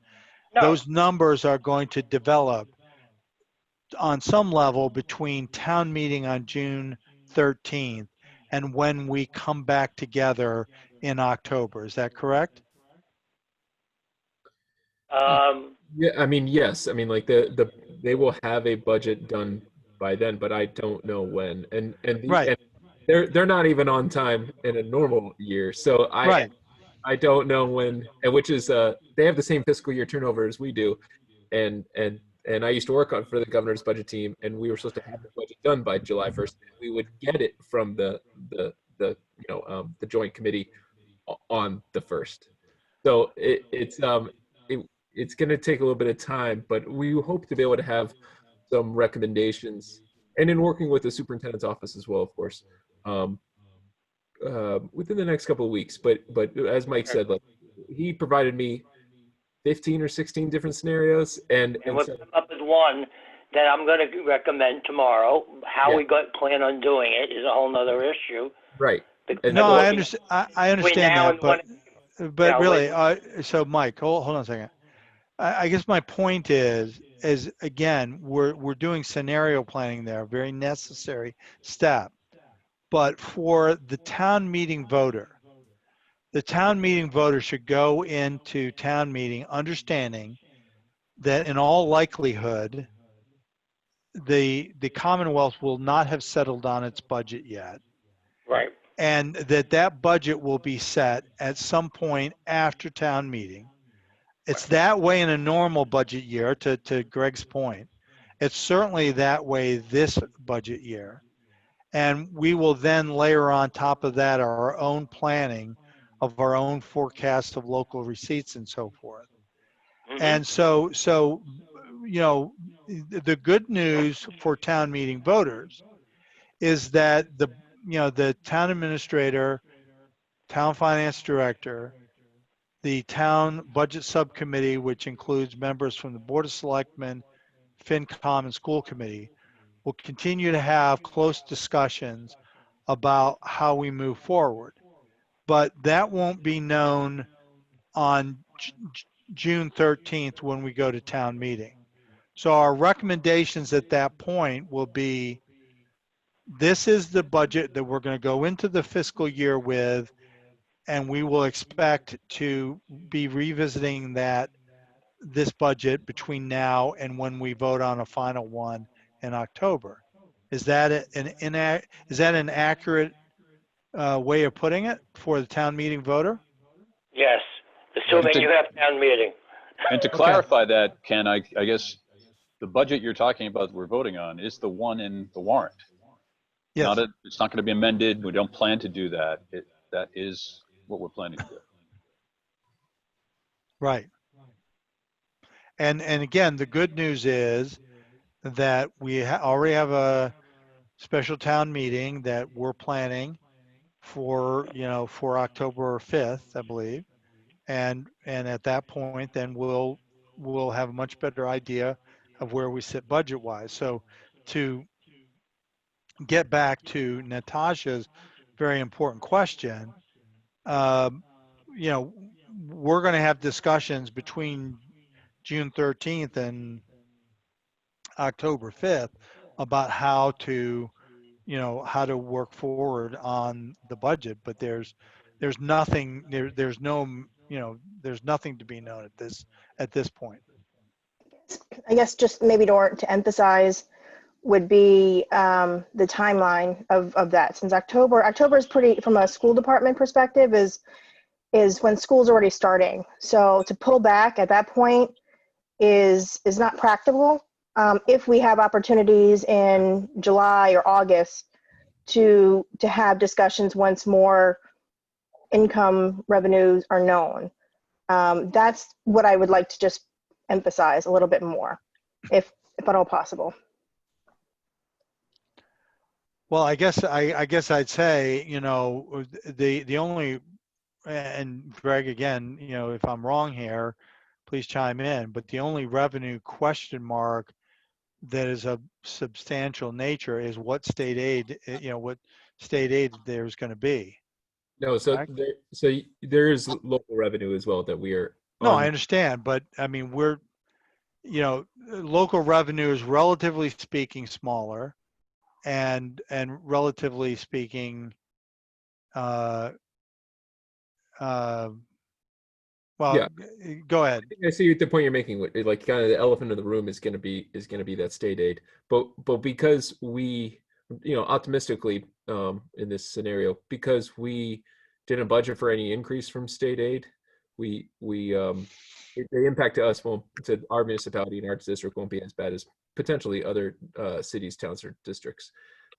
But still, we are reliant on that state aid. So if it's going to be less than that, then we have issues. But so with that being said, like, I am just as focused on local receipts, as you said, Ken, which includes meals taxes. Although, like the phased plan of the governor is to start allowing for restaurant expansion and opening one up, but that's just one example. I don't know what the economy is going to, where we'll be at going into the new fiscal year. And therefore I don't know what our local revenue will be. So we will have to have some adjustments, and that's where it gets really tricky, is how much to adjust by, where to adjust by, which departments. And I understand Tasha's. I'll say it. I'm stressed. Like, I'm sure everyone has certain stresses. And trying to because of these uncertainties, and I fully appreciate that. And so I had some offline discussion with Assistant Superintendent Jennifer Gaudet, who spoke at the last budget subcommittee. And we're definitely going to try to make sure we're on the same page with the superintendent's office. We're not going to do anything we're not going to try to surprise anybody. And as soon as we know, we will. Like, I just want to have a little more confidence in looking at the various scenarios that Mike and the rest of the finance team provided me, just so I'm trying to provide as much guidance as I can and in a clear manner. And that's tough. So we'll come up with some numbers to give you guys as soon as we can. But everything will have a giant asterisk next to it, and we'll have a worst case, a best case, and somewhere in between. And I appreciate the help that you guys are doing. I've done it. Let's let Natasha go first. Okay. No, I just wanted to just really quick. I appreciate all the work I know that's going on behind the scenes, and there's so many different variables and components that are very hypothetical in nature. I speak that we very much want to be on the same page and have this be a collaborative process. Just there's so many different stakeholders, and so if there's an opportunity to just recognize that a timeline that might be easier in some way, that's the only thing I think we wanted to try to, focus on as far as trying to make decisions, even if they are not completely rooted in complete fact yet, if it's as the information is coming in, just to keep on top of it collaboratively. And if that means maybe we have a tri-board meeting in July at some point potentially, then maybe we can do that. So I want to add that I believe we do have a tentatively scheduled in July. I want to say the date because I'll probably be wrong, but I think it's the middle of July. I think 10th or something. Yeah. Yeah, you said it. So all right. So I guess what I would just say here is, so I think it's important for us to have the tri-board meeting. That is the full 3 boards: Board of Selectmen, FinCom, and School Committee.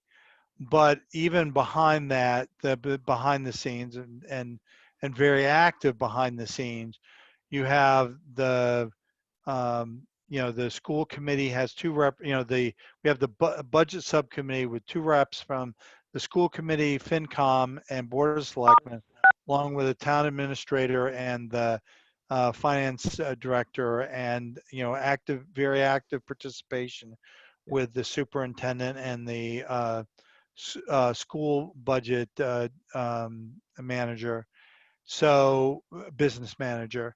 So the point is that we're in a good position to have close contact among the various boards, making us much more agile. I can't speak for all towns, but I think a lot of towns don't necessarily have that kind of mechanism, which Maynard does have. So, I just want to emphasize that. Anything else, Natasha? Thank you. Yeah.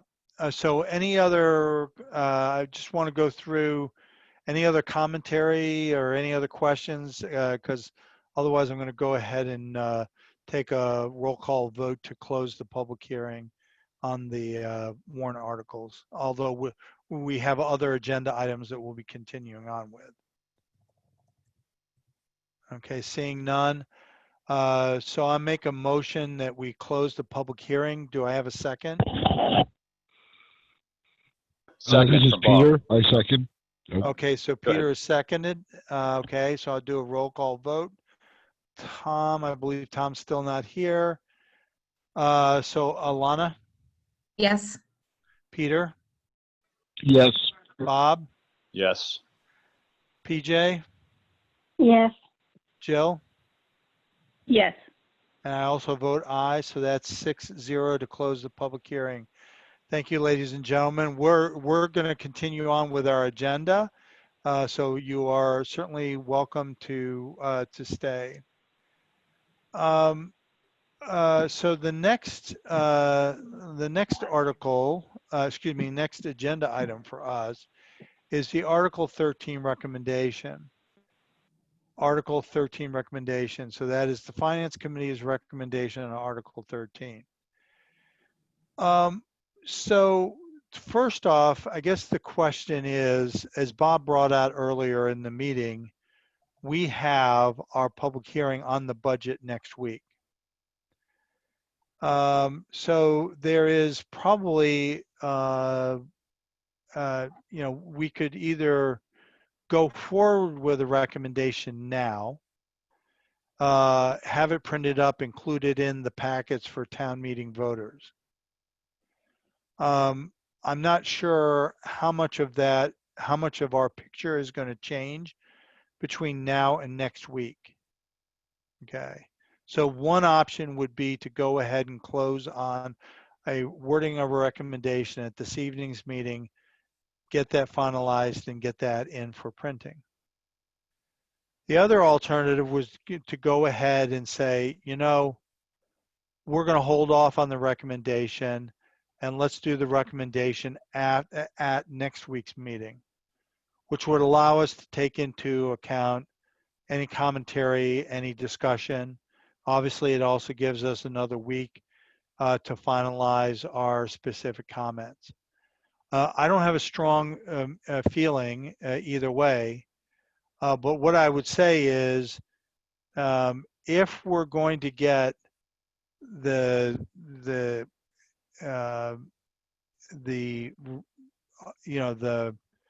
if we're going to get our recommendation in writing in the packets, we're probably best served by getting it finalized tonight.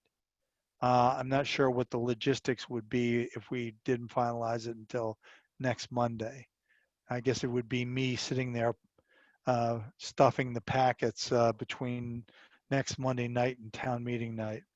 But obviously, I'm just one person. So I would let's go through. I guess I'll just start with Bob, and I just want to see if we're comfortable moving out with a recommendation tonight, or whether you want to hold off until next Monday. For me, it's Bob. It's not so much about the timing. It's more that recommendation is always easier to come to agreement on if someone's drafted one, and we don't have that in front of us. Correct. Exactly with the wording. So do it in this form, I find pretty cumbersome. Yep. But I agree with you that we either get it into something that's written that could be handed out or not. And I guess we can't have another meeting, so you can't. We could actually vote to say, given the discussion we've had and the pitch deck we've discussed and the many discussions, we could elect one person to draft that and just put it in as a recommendation. We have certainly done that, and as a precedent, we've done that in the past. That said, the budget's a pretty important thing, though. So I don't know. I'm not really strong-minded either way about it. I hate the idea of trying to come up with wording in this particular format. That's my point. So that's fair enough. And again, just to repeat, I had committed to drafting up something for this evening's meeting, and just work didn't get to it. So that's mea culpa on my part. So yeah, and I wasn't taking a shot at you, by the way. No. I wasn't taking it. I wasn't taking it that way. Yeah. In a practical sense, let's face it, having it in writing is a much easier way of going about it. Yeah. So next on the list I'll take is Peter. Yeah, I don't have that strong a feeling. I'm fine waiting till next week and look at something written. That'll also be fine delegating to you. So. Okay. Well, if we're going to delegate, I'd feel a little more comfortable delegating to a couple people just to make sure that we incorporate everything. So, all right, Jill. I mean, I think that our opinion of it isn't going to drastically change. I mean, I feel like it can be a simple sentence. Does that article have sponsor comments? I was trying to bring it up on my computer, but I can't seem to find the PDF. So it does not. I can bring it up very easily. I've still got it here. Excuse me. Right here. So it does not have sponsor comments per se, although it obviously refers everybody to Appendix A, which I don't want to sit here and blind everybody, but Appendix A is essentially the recap of the budget as you see there. This is Appendix A.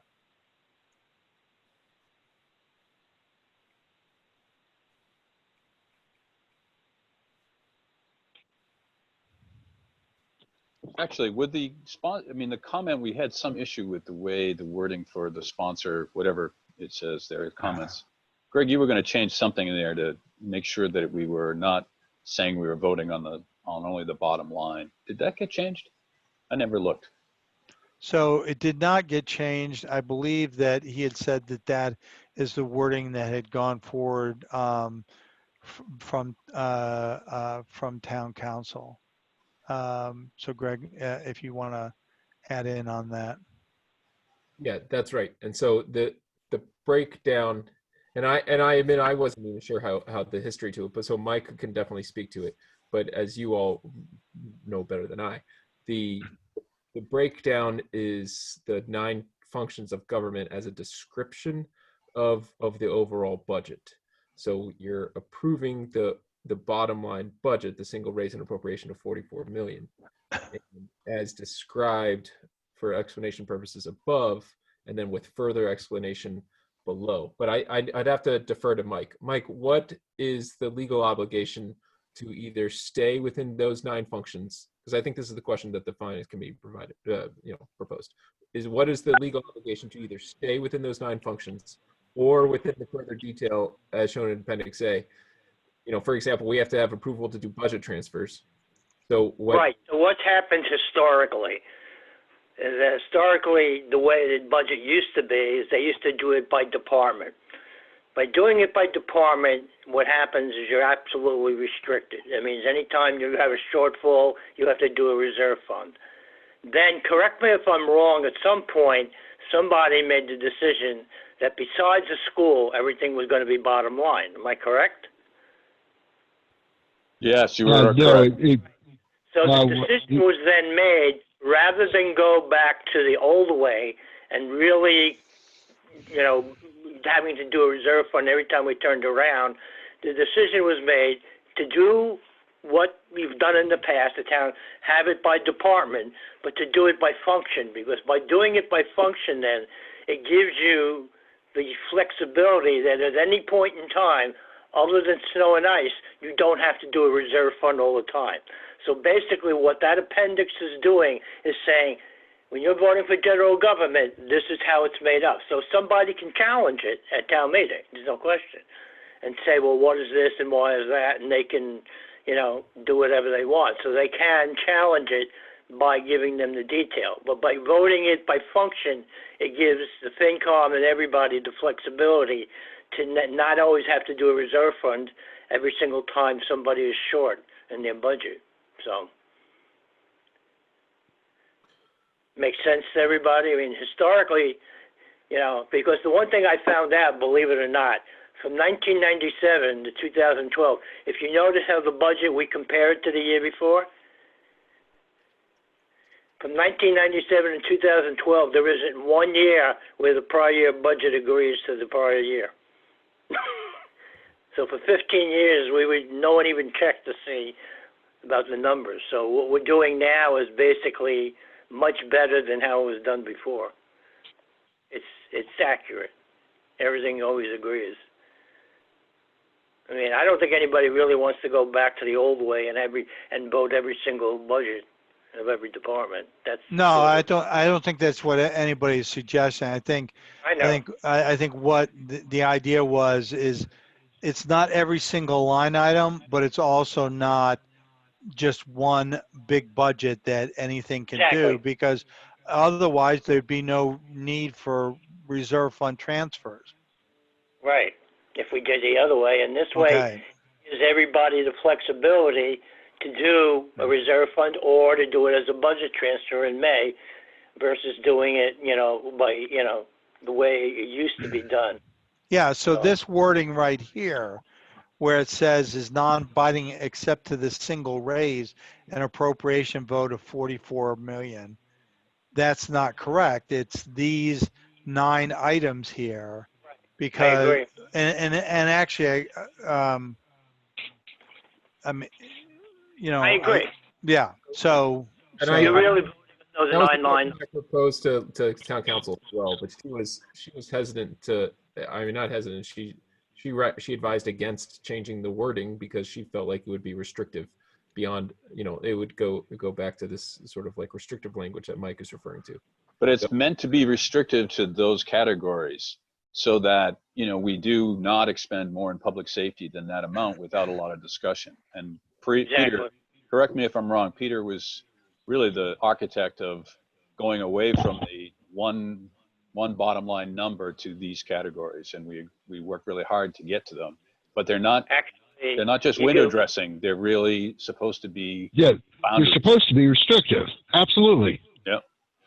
I'm not disagreeing with you. That's how I see it too. I'm really. So how does town council get to change that that point of view. Yeah. I'm not quite sure why that's so.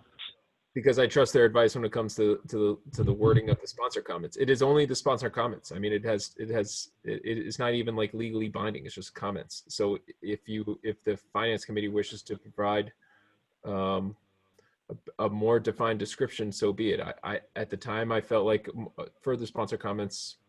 I took the advice of my town council and I didn't change it. For better or for worse.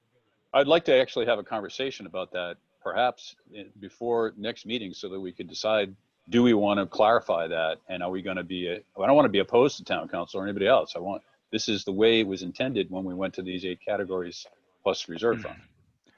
So, I think, I do think it'd be good to have the discussion. I think one of the things that Greg said is, while it does say that, that's in the sponsors' comments, which aren't the legally binding. We could put that actually in the finance committee's comments as well, and it would be equally clarifying. The fact is that past practice has been that if there's going to be a transfer made, it's done, through a reserve fund transfer. So here's the issue. It specifically talks about a binding, they use the word binding in the comments, and that directs the voters to what's possible, what's not. It is misleading from what we worked with across the stakeholders back 6-7 years ago to make it 9 categories. Right, and I guess my point simply is that's in the sponsors' comments. It's not in the warrant. We could equally say something as well. I'm not saying don't have a discussion, and I'm not saying that we shouldn't come eventually to agreement.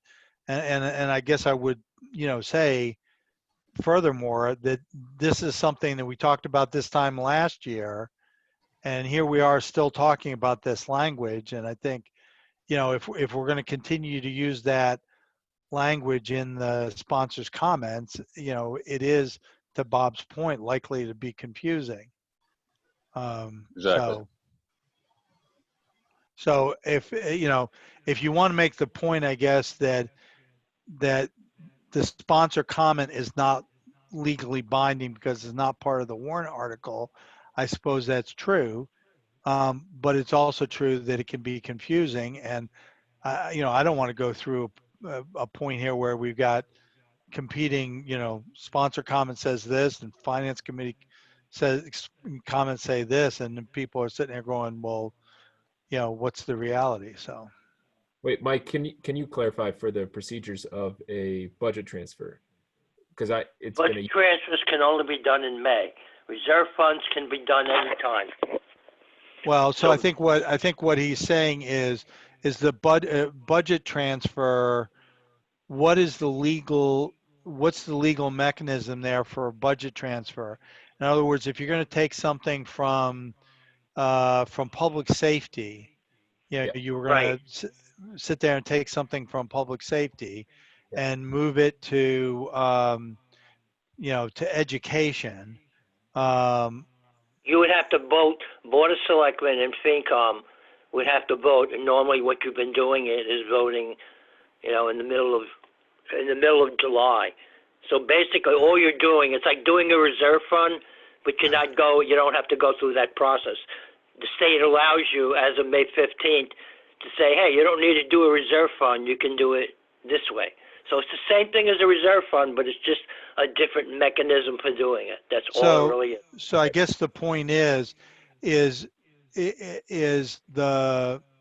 that a legal requirement or a town practice? It's a legal requirement. So in other words, if you choose to do May 15th, it says, as of May 15th, in order to do a budget transfer, you must have both Board of Selectmen and Finance Committee approval. Whereas on a reserve fund, you only need one. I don't know, but let's set aside reserve fund for right now. It's a legal requirement. What if we wanted to do a budget transfer before May 15th? Can't do it. Okay. It can only be as of May 15th. But you could do it within general government. No, can't. Yeah, so can you break that down, Mike? To what level? So, if the town clerk has a In other words, as of May 15th, you can transfer from any department to any function. There's no restriction whatsoever. So I can take from public safety and move it to public works. I can take from reserve from employee benefits and move it, like if we're, under budget on health insurance, I can use that to pay for general government shortfalls that are there.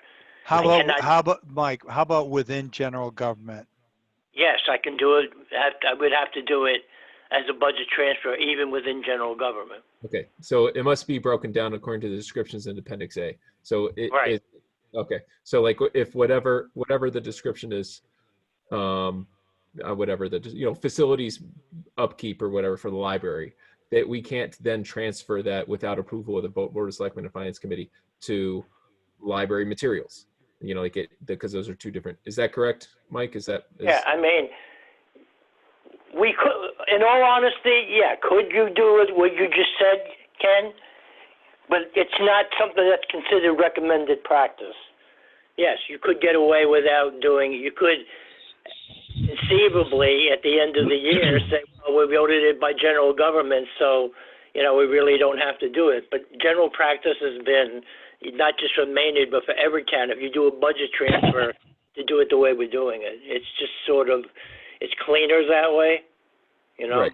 And for our purposes, like we're more transparent than that. Like it's not good budgeting anyways if that ends up being a trend that you're not giving enough money towards whatever expense you need to do. So although circumstances come up that might require the budget transfer, but either way, it's not like it's more, it's more the way we're doing it, where we can go from one function within a function and change it. It's more or less for transparency for both the FinCom and the Board of Selectmen to say, hey, wait a minute, this is why we're moving it from this department to this department, even though it's within that function. Right. It's transparency, and it should be that way. But let me ask a question here. So I brought up a detail here in Appendix A. So you have here on line 500, total salaries, municipal services, and then you've got here total salaries, council on aging. If you wanted to move some money from municipal services over to council on aging, or vice versa, you wouldn't go through a budget transfer for that. I would, for transparency purposes. You don't have to. No, okay, but you don't have to. No. But we do it for transparency, so you will know exactly, why we're doing it with each one. Yeah, it's just not, I mean. But from you're talking about for transparency's sake, not legally. Legally, right? Legally, no. As long as the bottom line for general government is not negative, but in one category or another, then the answer is yes. That's true. So the next question is, could you transfer from general government to DPW without a budget transfer? No. Legally? No, because you have two separate, we're voting it as a function, so you can't. Okay. All right. So I guess that answers the question there. Okay. Right. All right. Okay. So moving on, Jill, did you have anything else to say? You were saying that our opinion is not likely to change. I wrote a draft of our comments in the chat for us.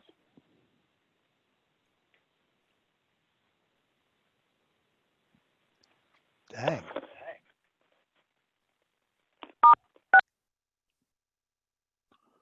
All right, so what I'm going to do is I'm going to put that in a Word document here.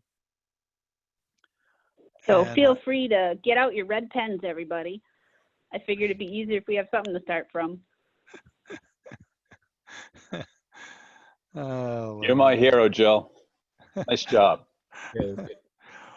Okay. Gotta love when people are okay. Here, I'm going to bring it up on the screen. Let's see here. Share. Screen. Let's make sure I'm doing the right one. Everybody see that?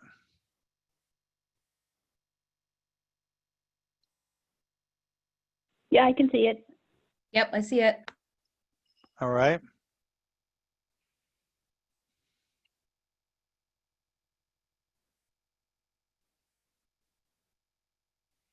So, I mean, I think the main things I heard was that we generally approve it, that, you know, it's generally it's that number, the total number, and then the other functions are to be it gives you an idea of how the money may be spent, which I think is a lenient way if you say may be. And it's in line with what we've done in the past. There's nothing that's grossly different. And then I put in something about how, given the impact of the virus and the pandemic, we don't know what that's going to do to the state budget. If anything, we think that it might, you know, kind of give us a trickle down where there might be shortfalls, but we'll know more at the Maynard Town Fall meeting. So that's just kind of giving people a heads up that there might be some changes, probably not going to be more money. It's probably going to be cuts, but I don't know how harsh we want to be with this wording.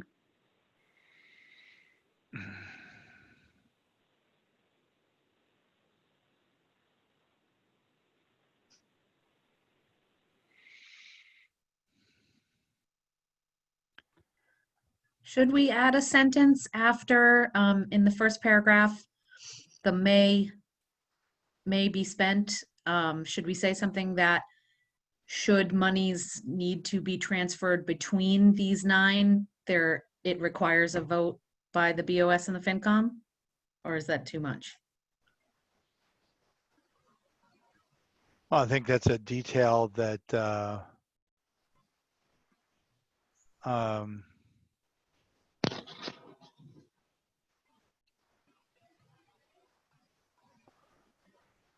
that's probably a is that how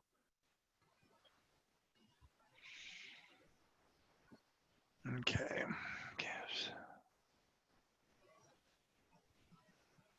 I'm just anticipating a question about the word may. I don't disagree with the word may. Just wondering if there's going to be like, what do you mean may be spent? Aren't we voting on how it will be spent? Well, that's kind of the feeling I got from the talk we've had right now, is that the town lawyer doesn't like to use finite words. But I don't know. We can write whatever we want. I mean, it's our sponsor comments, I guess. No, fair enough, fair enough.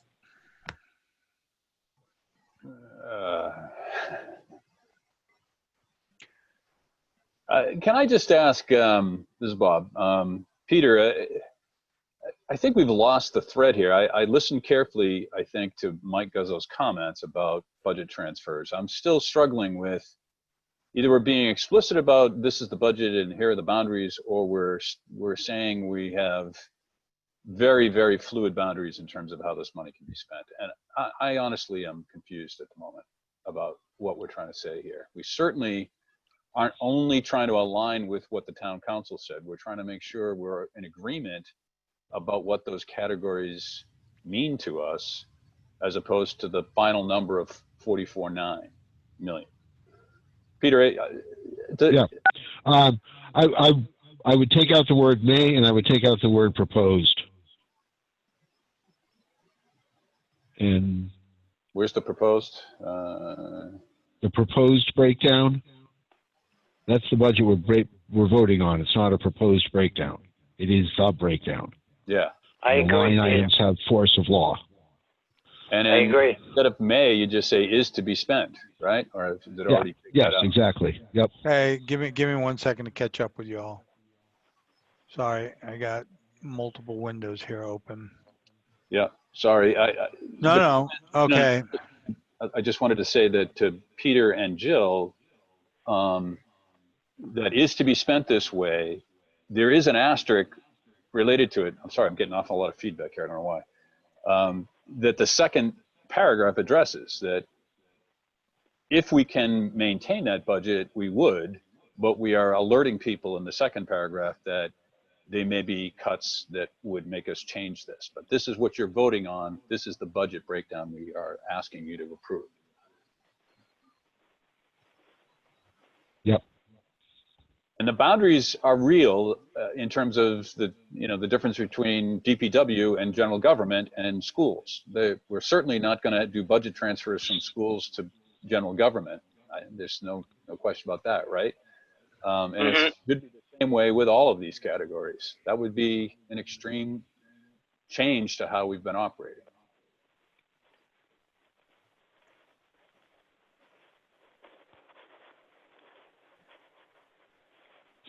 Although, Ken, that change you just made, I like the idea of saying the allocation of the budget within the 9 functions is what's in line with prior town budgets. Okay, say it again. You just shifted this budget is in line with, I used to say prior budgets. Yeah. I think that particularly refers to the idea of the breakdown by the 9 major functions, not the 44 million. Yes, I see what you're saying. I see what you're saying. Okay. All right. And it might make sense to say, rather than this budget is in line, how about this allocation is in line? Yeah. Or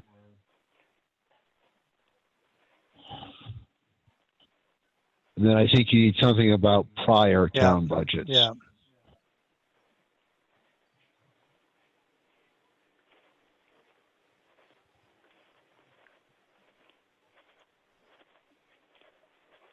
Like that? Town budgets, you were saying, yeah.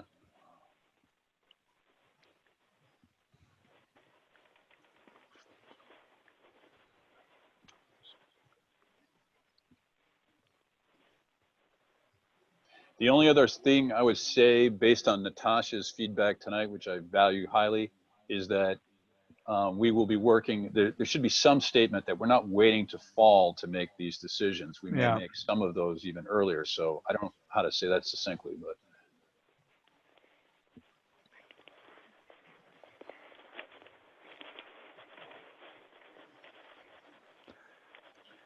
Okay. And then, I mean, if we're throwing in comments, would anybody support the idea of saying, while we support the budget, the FinCom thinks the budget, underfunds education and doesn't establish a capital budget?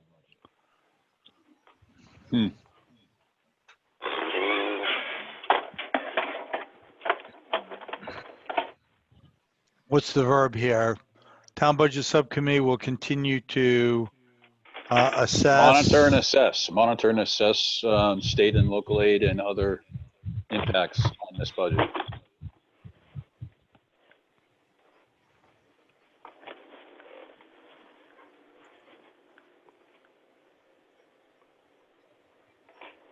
Somebody needs to mute.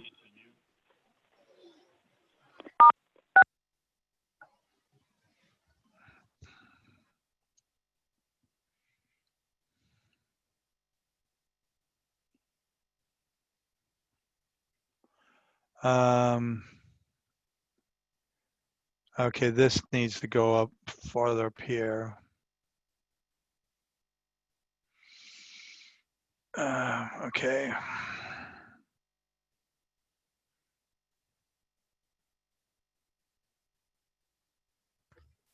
And do we need to read this out for those that aren't, that are just on phone? I don't know how that works. Oh, can they not see it? Like, I don't know. Can everybody see? Let's see here. I think everybody is, I don't think anybody is just by phone only, but it's hard for me to tell, but I don't think Oh, excuse me, PJ. That's right. I was worried about you, PJ. I keep forgetting you. Okay. Nobody's on the phone. You can email it to me tomorrow if Okay. somebody could. All right. So what it says so far. Okay. The purpose of this article is to approve total general fund budget of 44 million and change. The breakdown by 9 major town functions in the table above shows how the budget will be spent. This allocation is in line with prior town budgets. This year's budget has unique uncertainties given the yet unknown financial impacts of the COVID-19 pandemic on the Massachusetts state budget. As a town, we will likely need to revisit our budget at the special fall special town meeting. The town budget subcommittee, comprising members of the Board of Selectmen, FinCom, school committee, and town staff, will continue to monitor and assess state and local aid impact on the town's budget. If there are state shortfalls, this may impact the town of Maynard, necessitating budget cuts at the general in this budget, I guess. We will know more at fall special town meeting. So that last statement is the one that I think will probably give, if I were Natasha, the most heartburn. I don't know if she's still on, but I think what we're saying here is we've already said special town meeting once. What we're saying is we will revisit needed cuts as soon as we have more data. Okay. Really, which is, all right, thanks. Could be July. Not likely, but it could be July. We will share the information with the stakeholders, something like that, as soon as it becomes available. As it evolves or something to that effect would be helpful. Oh, great. You are still here. Great. Yep. I am. No, I appreciate you being cognizant of that because I think it's important that we're not saying we're only waiting until October. Yep, I agree. I think it's also important to remember, though, that we can't, as a town, vote for anything until, like, if anything necessitates a vote, we have to wait until town meeting. It's true, but we can share that we ought to stop spending in certain categories and share that with all these stakeholders even before town meeting. I think that would be my thought as well. Yeah. Right. That would be my thought as well, is that we would be able to have to know where our cautionary areas need to be and where we may need to pull back. Right. I agree. Okay, so what about what it says now in that last sentence? Soon as something. Soon as it's available. Soon as data is available. Harder data becomes available. Okay, here we go. We will share information, develop recommendations as soon as more data is available.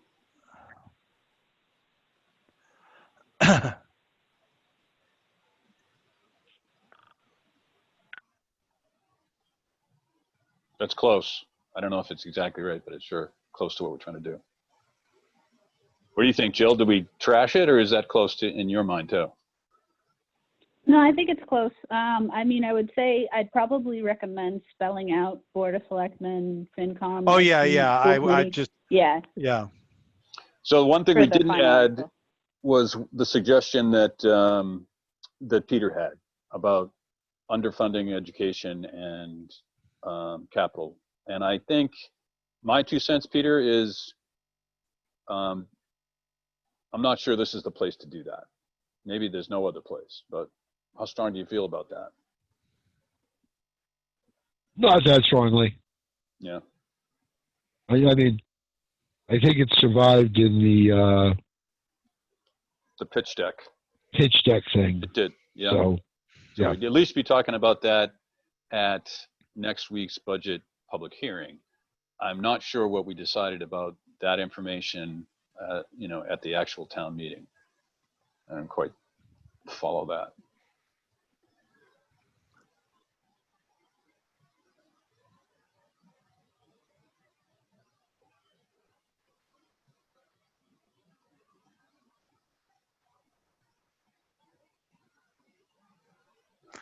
All right, is that pending sort of final wordsmithing grammar checks and stuff like that. Is this good?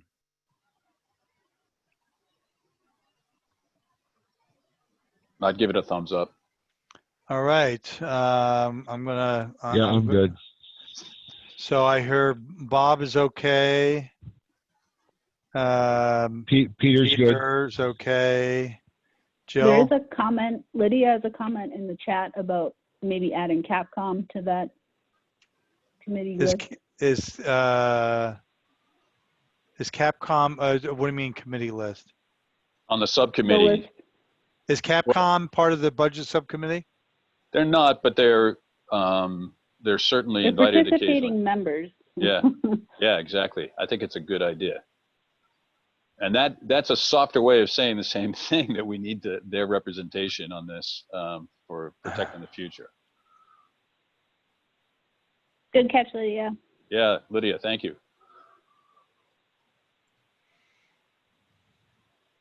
Who else should be on there? I guess the school administration is part of that discussion too, isn't it? Definitely, yeah.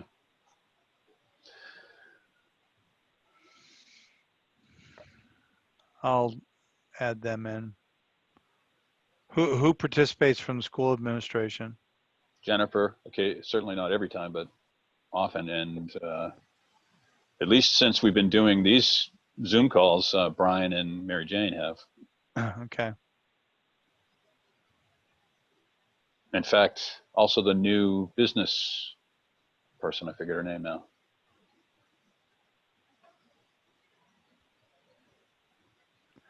All right. Anything else?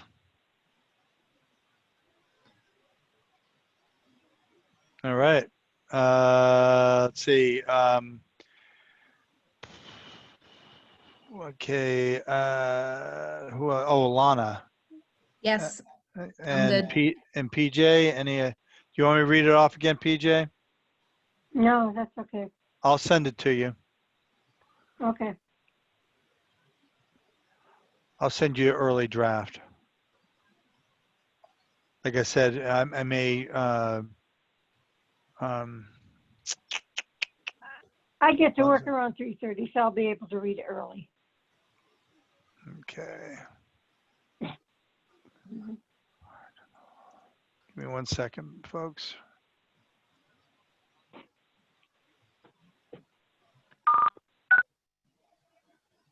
Okay, PJ. All right. Okay, pending that, I guess it sounds like we have that, and so I'll finalize the wording and send it out to Greg and CC everybody. All right, stop sharing. Let's see, I want to go back to my agenda. Okay, anything else on, so we have 3 reserve fund transfers to discuss. So let's see here. That'll probably scare everybody away. Oh my God, reserve fund transfers. All right, so I'm going to bring these. I'm going to. Greg, do you want them in any particular order? No, it's however you would want. Okay, let's see here. Sorry. Ken? Yep.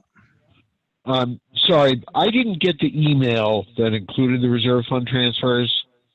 I'll read them off the screen now, but if you could forward them again at some point, I would appreciate it.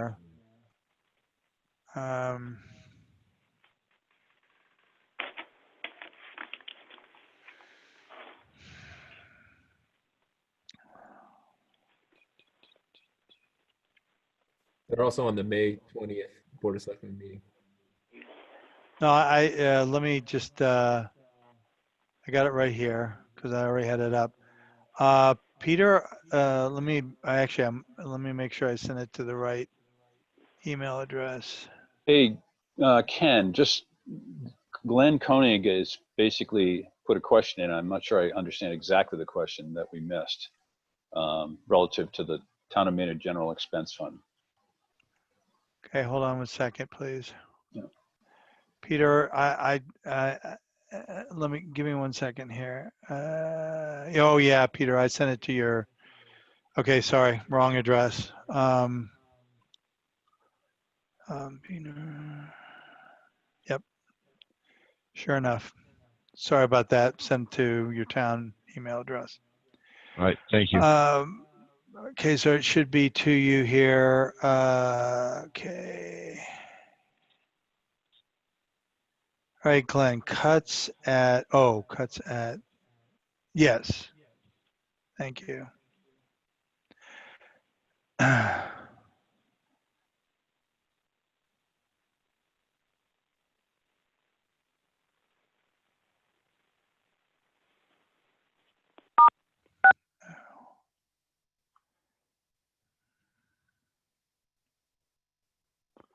Give me 1 second, folks. All right. All right, thank you, Glenn. Okay, so reserve fund transfers. Okay, I'm going to share again. Okay,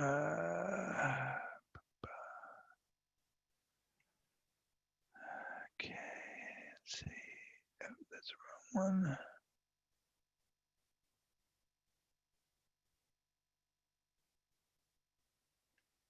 Here we are. All right. So the first one I have up is, okay, so there are two reserve fund transfers for Green Meadow School. Let me see if I can increase the size on these.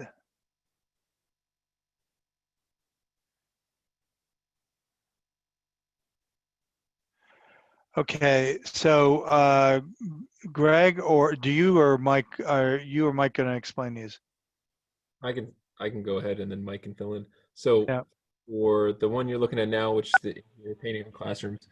So and I said this to the selectmen as well. Although obviously with much credit to the past school business manager Michelle Resendez, who did a really great job of getting pretty dang close to the exact cost that was going to be for that we transferred to the reserve fund, and then $610,000 worth as we then applied towards the renovations of the Green Meadow Elementary School pre-K and kindergarten wing. There were some expenses that were outstanding. So this is an example of that, as well as the other reserve fund transfer. This reserve fund transfer request, as you can read, and I'll read it aloud, for interior painting of all classrooms, bathrooms, and long hallway, of which cost $14,950, and install vinyl tile and repair of the floor at the Green Meadow Elementary School for $4,000. So this was just costs that were just not budgeted for originally, and then but that just hadn't been produced during the renovations. I might ask just a general question. This is actually from an invoice for work already done, right? Yeah, that's correct. Very round number is certainly in the vinyl. That's a real bill. I'm just curious, or is it rounded? Can you clarify? Yeah, that's a real bill. Okay, good enough. Oh, it's actually, and I'm looking at it now. So, but that's a good question, Bob, because it probably would have raised my eyebrows too. So, it's attached to the Board of Selectmen documents, both the bills for $4,000 and the other one for $14,950. Thank you. Yep. So we have them here. So yep, is it this one here? Yeah, that's it. All right, thanks. So so I guess my point that I had in here is that I understand that this now. I understand that this is part of the renovations that weren't in that $610,000, correct? Yeah, correct. So this is something that, as you say, Michelle got very close, but, these were not in there.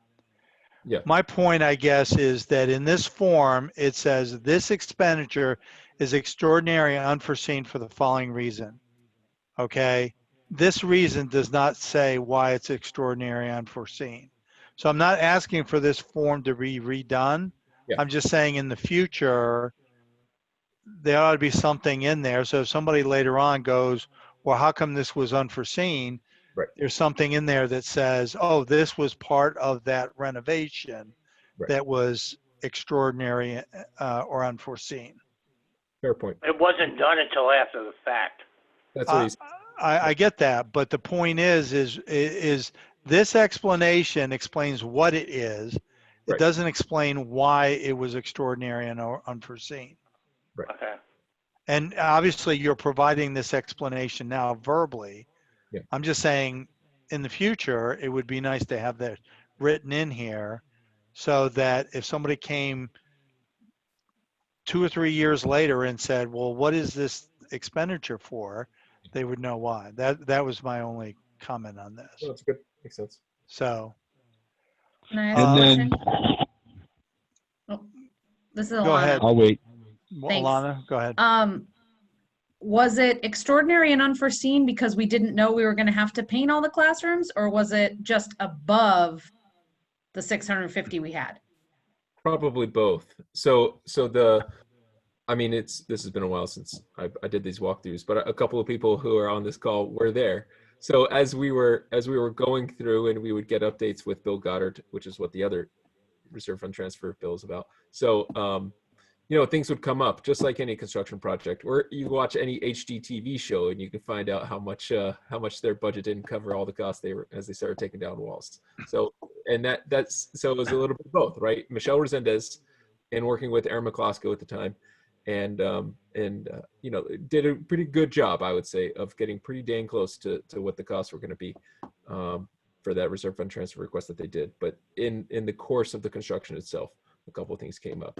I don't know if, I can see Lydia Clancy's on the call, but if that's the gist of it, is that, yes, good question, Alana, and that's exactly right. Like some things arose during the construction.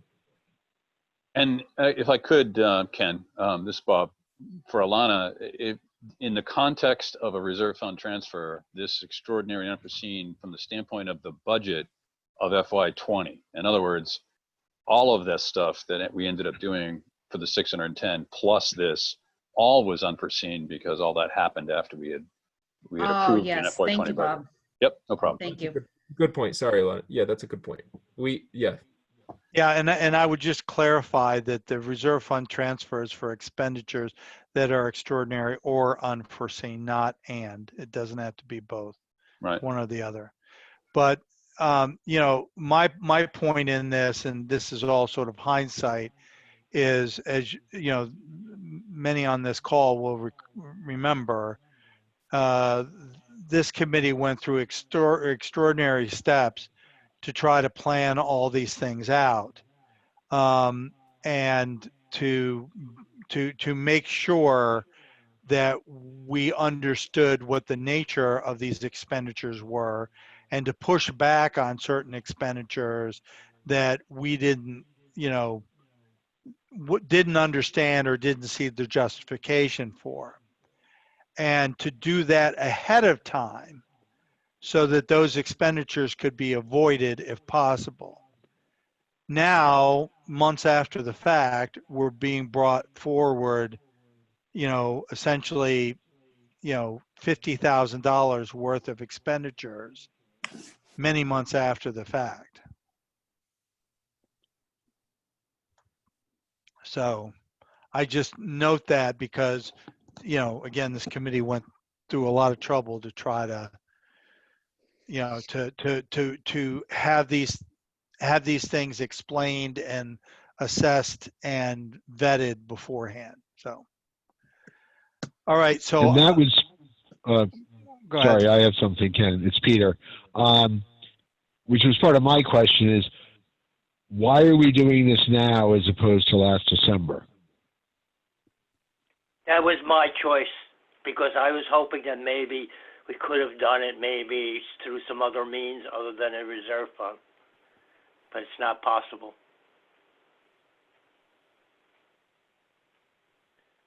Okay. Could I have done this in July? Yes. I could have done it in August. I could have done it in September, but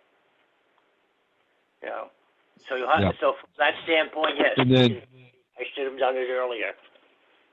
But and then, is there a reason we're doing this as town budget as opposed to school budget? As I look at these line items, I think they're in the facilities budget.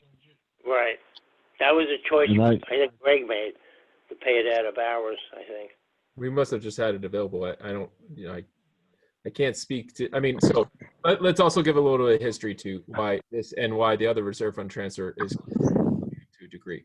So at the time we had no facilities director. Aaron McCloskey had resigned. The deputy or assistant facilities manager, Tim, had resigned. We were going through a transition between superintendents. We were, in other words, conditions were not in our favor when it came to trying to, and school business manager was transitioning. So conditions were not in our favor as we were trying to figure out like all the costs and capture us all and whatnot. So as is still the case right now, the facilities manager for both the school and the town buildings is the DPW director. So I don't think it's inappropriate to be paying for this out of the town's budget if that's the account to be paid for out of. I believe it's still just a general fund expense that needs to be addressed. Yeah, I mean, either way, we're paying it and covering it out of the general fund. I'm just thinking, I don't know, reporting or whatever. Is there any reason we would prefer it to either be in or out of the school budget? Mike, but apparently not. That's fine. That's a minor question. The decision was made at the time, and Greg could correct me, that we would do it out of facilities because of all the reasons he gave. So considering this is all, as we keep saying, extraordinary and unforeseen, I mean, I wouldn't hold it against the school budget anyways. This was not, like out of their operating budget. I won't consider this. Yeah. Hey, Ken, I just noticed that Natasha has her hand raised if you could. Okay. So Natasha, did you want to go ahead and say something? I just, for a little bit of context, I think Greg touched on much of that, is that at the time there was no expertise, I think, from a facilities. And we had the project manager who was leading the summer project, who made some of these decisions regarding what needed to be done. So these necessarily weren't at the directive of the school department per se. It was just what needed to get done over the summer to maintain the area. So I don't know if, and Michelle's not here to speak, but my very quick conversation with her at one point, I don't think she was aware this was an incoming expense at the time because of not being, having oversight of the project manager during the summer. And I think there was conversation on trying to absorb some costs internally from the custodians, possibly. I think that decision was overridden by the project manager as well. So any other questions on this before we proceed to motion? I'll entertain a motion.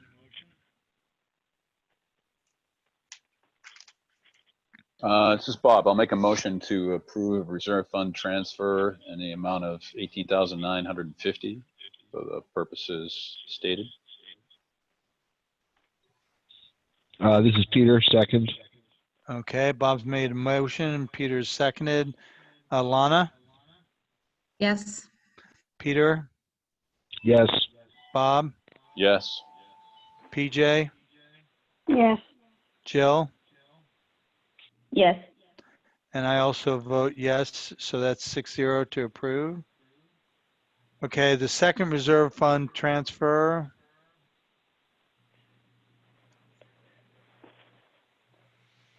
is, here we are. This is for $30,000 for management services to complete classrooms and a hallway. And again, just my comment, this is a description of what it is, not why it was extraordinary or unforeseen. So here's the invoice. So could you explain what these services are for? Yes, if you're asking me. So Please. yeah. So just as I said, we didn't have a project manager. I have a policy degree and I can do procurement sometimes, but so I was trying to fill in as facilities manager, DPW director, so on and so forth. And we were also short staffed on the school side, of course. So we hired a project manager, Bill Goddard, and so those were unbudgeted for costs, as we were going into this project. So was he getting paid a set amount, or was was he getting paid by the hour or by the month, or? I'm trying to remember what the arrangement was. I don't remember off the top. Mike, do you remember what the arrangement was? We have a contract. I'd have to look it up. Had a contract, and I think in the contract it said specific what he was going to do in terms of the project. Yeah. And So you laid out a project scope and priced it according to the project. Okay. Right. Was it this price, 20,000 even? No, I don't think so. No, there's 20,000 here and 10,000 below, which is the balance of contract. But is that the only itemization of what he did? Is this for you guys? That's all he gave us. Well, the task itemization, I assume, was in the contract. I'm looking up the contract. I'm trying not to speak out of school here.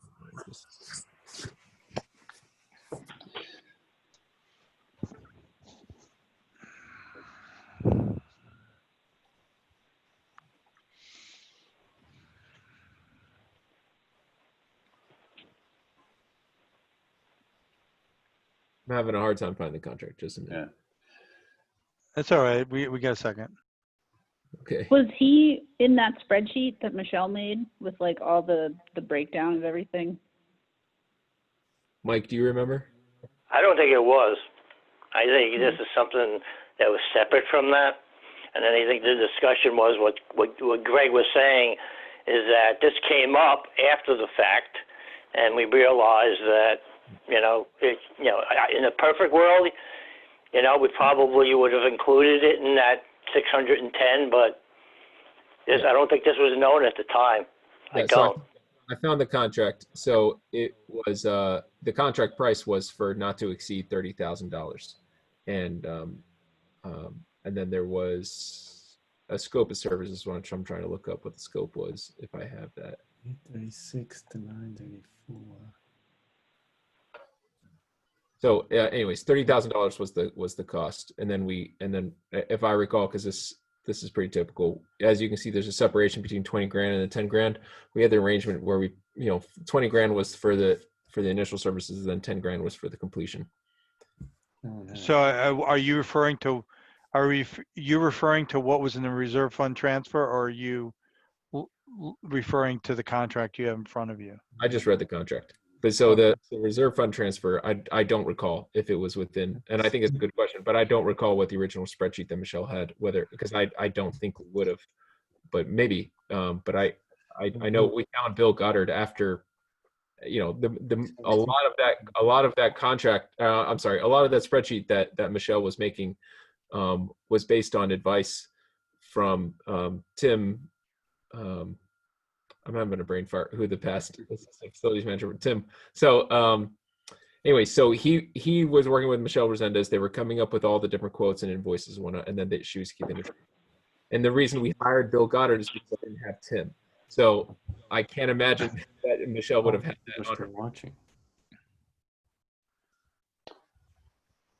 So may I, Ken? Yep. Yeah, this is Bob again. So I have deep sympathy for just all the hats you were wearing. So please understand some of the comment I'm going to make is about, best practice for the future, not that you didn't do the right thing, which you did.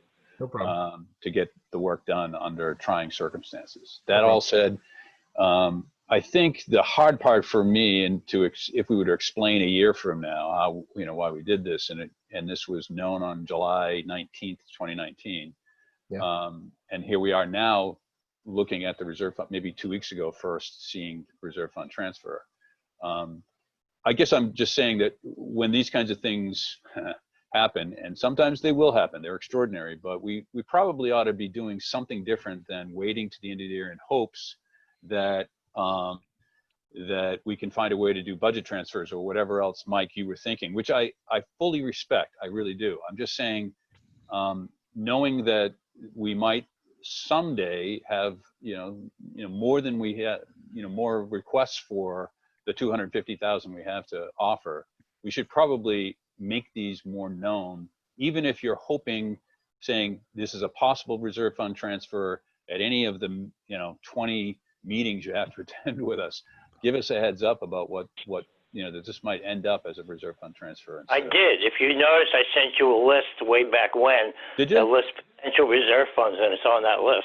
So did you send it or present it in a FinCom? Because I got to admit, Presented it on the bottom. I have, on the bottom it says potential reserve fund transfers. Okay. Those two items were there, but everything else that was on there I took off because I've done it a different way. Got it. So, yeah. But Bob, your point is sound, and you're asking a good question. Like, there's a difference between what we provide in a spreadsheet and then what we actually see during the meeting. So, I'll take responsibility. I should have done it in July. I really, really don't want you to feel poorly about this. I'm just saying, I think as a general rule, all of us have to tighten up a little bit in terms of sure we're planning on these eventualities. It rings a bell, Mike, that you sent that, but I didn't think of it before this. That's fair. Yeah. Maybe we, as a FinCom, should be starting to talk a little bit about what might be coming and what might we run out of reserve fund if we have enough. That's fair. All right. So you don't have to take responsibility alone, is my point. That's all right.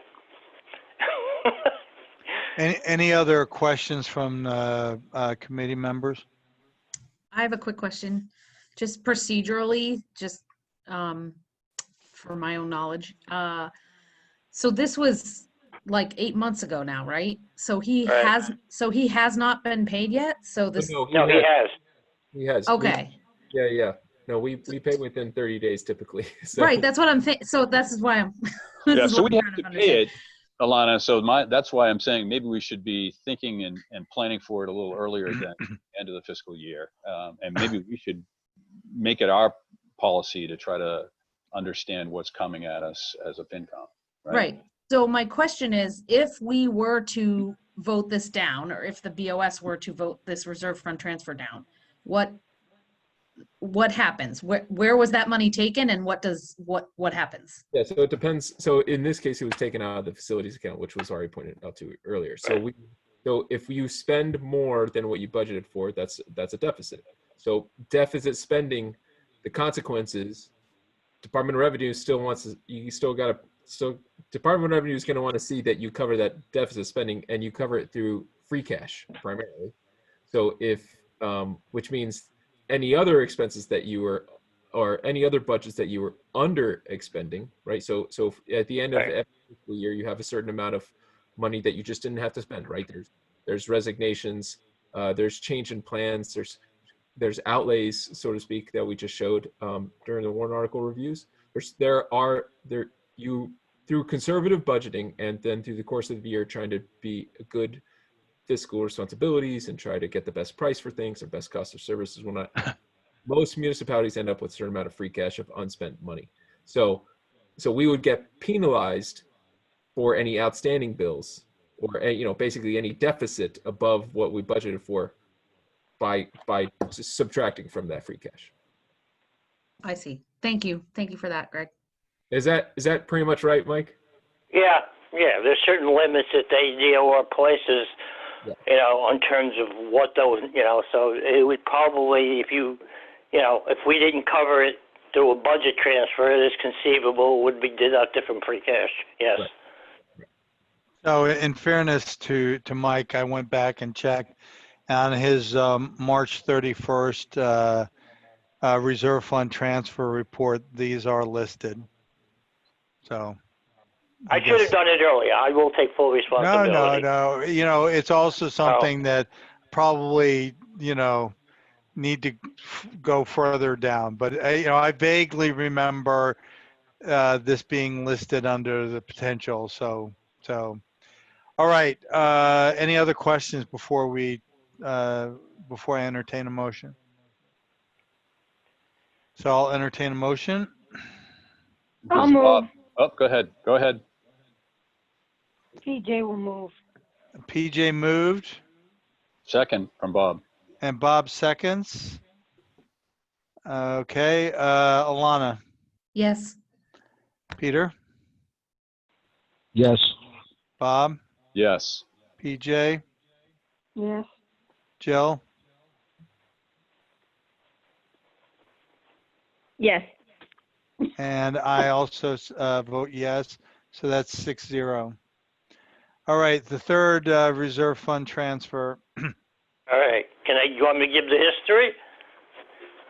Might as well. Let me bring it up first here. Okay, that and let's see. And let me see if I got.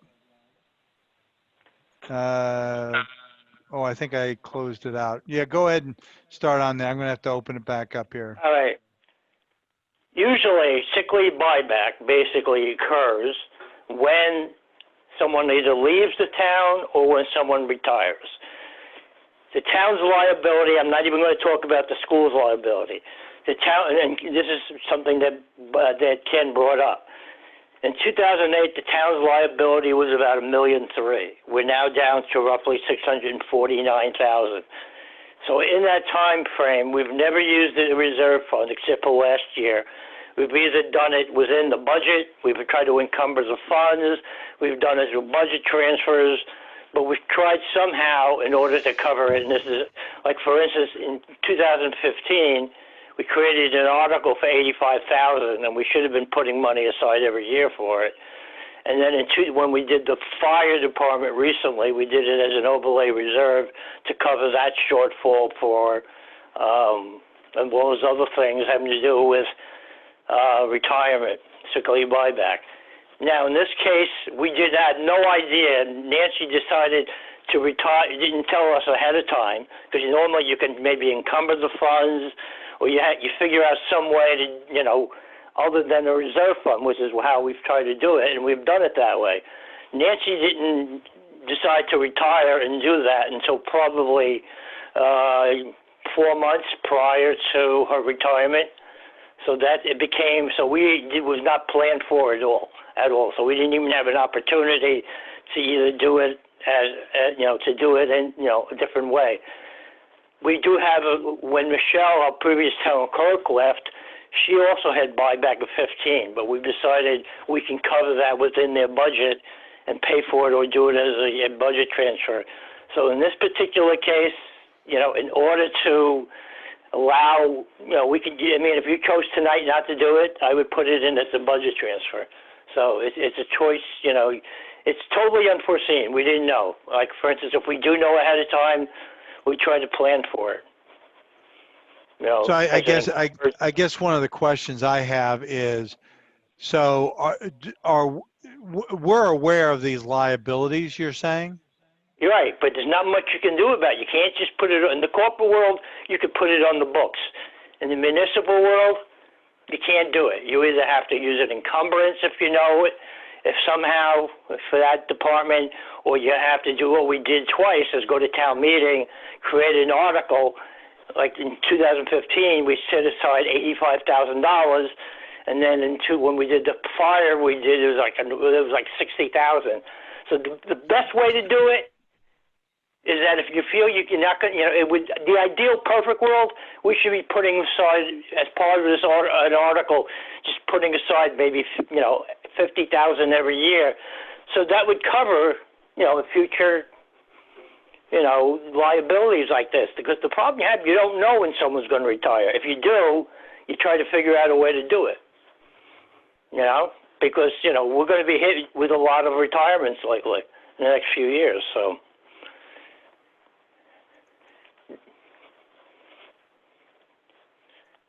Hello?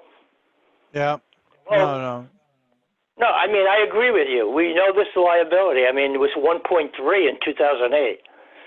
So this is only the second time we've done it as a reserve fund. I mean,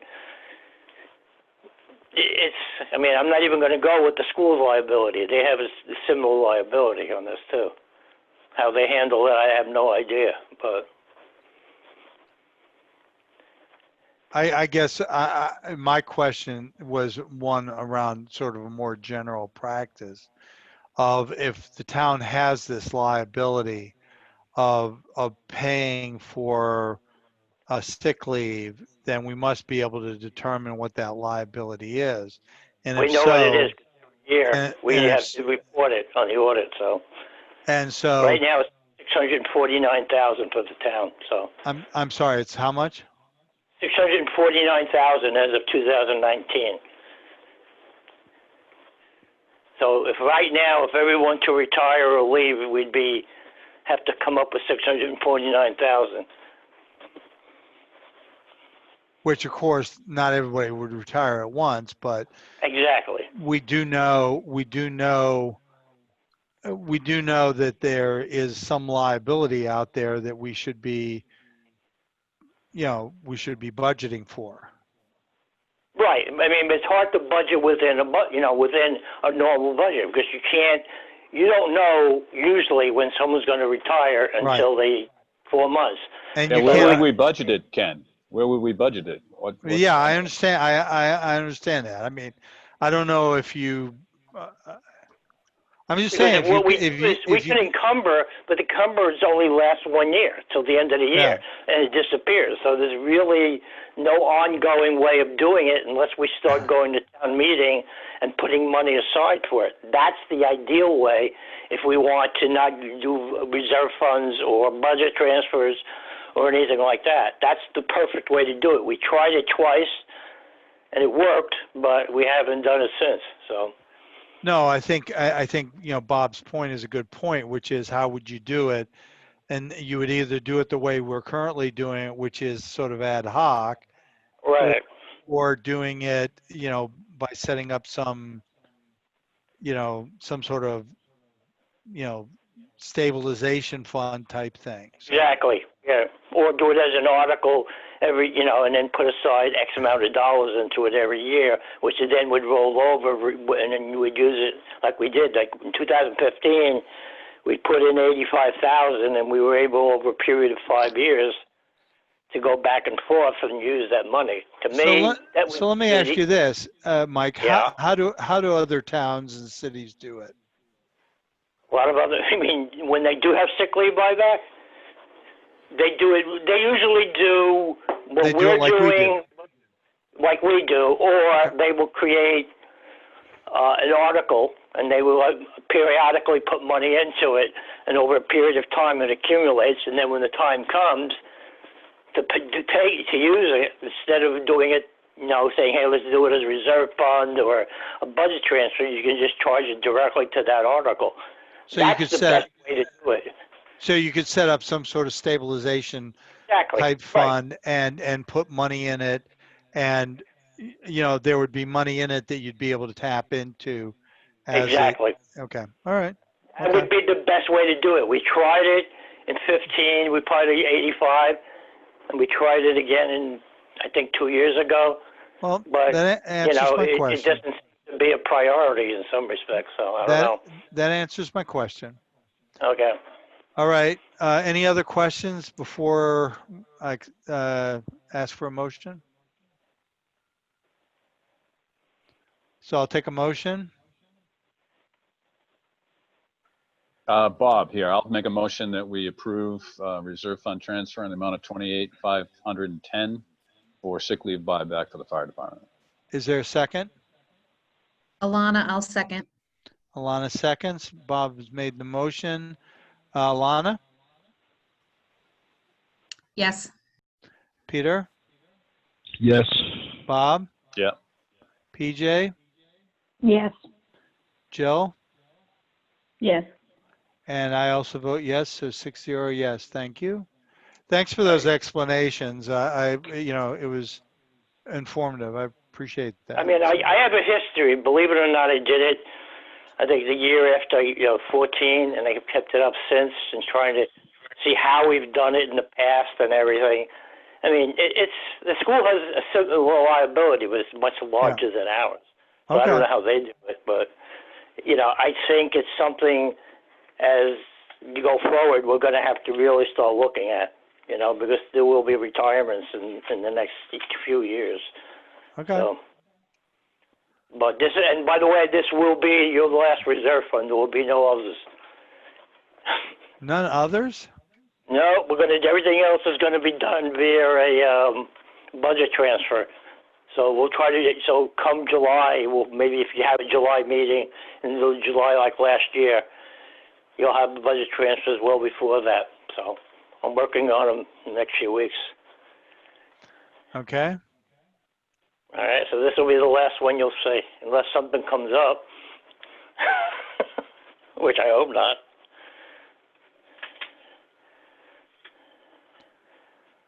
All righty. So I think our last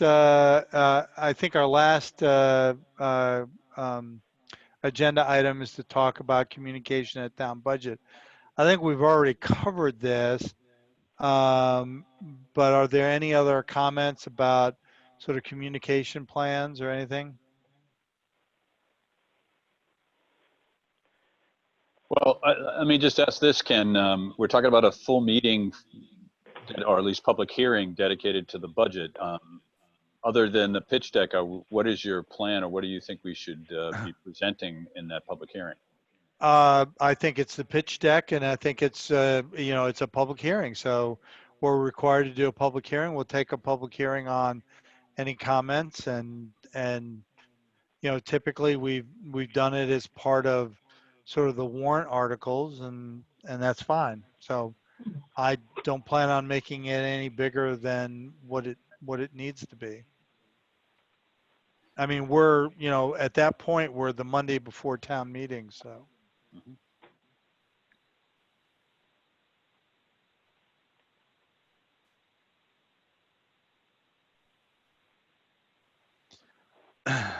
Any other comments? Okay, so in terms of the next meeting, we have the public hearing on the budget and final preparations for town meeting. Is there anything else that we need to have on there? Greg, do you anticipate anything from you all?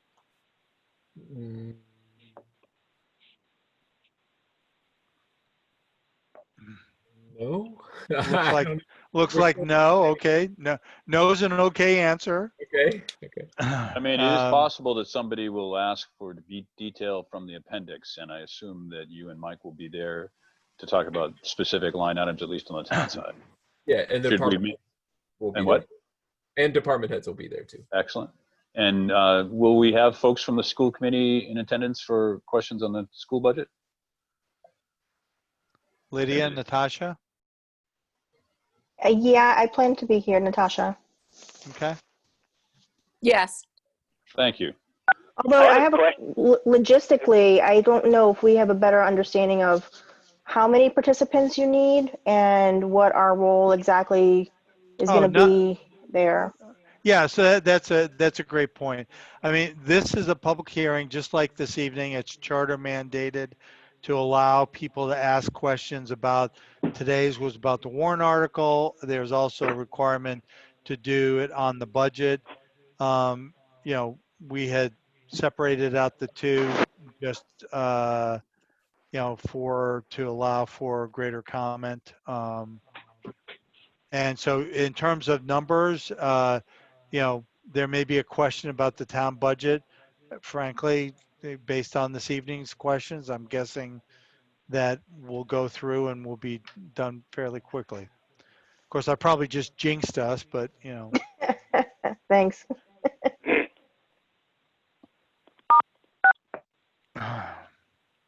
Ken? Yeah. Ken? For Natasha, is it, correct me if I'm wrong, but Irene's last day as business manager is June 30th, am I correct? Because I've been meeting with her weekly. Yeah, so we're in the process of hiring a permanent business manager. So that role will turn over. I believe actually the school committee is expected to meet a recommendation June 18th for the potential new business manager, and we will be voting on that person at that time. Right. So I will be dealing with someone brand new completely as far as the close goes, right? That's what it looks like. All right. Thank you. Okay. I don't know whether you made my day or not, but. I'm going to say it's going to be a good thing, maybe. Well, it depends. It is what it is. All right. So it's 10 o'clock. It sounds like we have no other business other than the public. I move that we adjourn. So any other business before I ask for a second? Okay. Do I have a second? Come on, guys. Second, Alana. Second, Bob. Oh, there you go. Give it to Alana. Bob seconds. Alana? Yes. Peter? Yes. Bob? Definitely. PJ? Yes. Jill? Yes. And I also vote to adjourn. Thank you very much, ladies and gentlemen. Thank you all. Yep. Thanks, everybody. All right. Night. Have a good night. Good night. Good night. Good night, John Boy.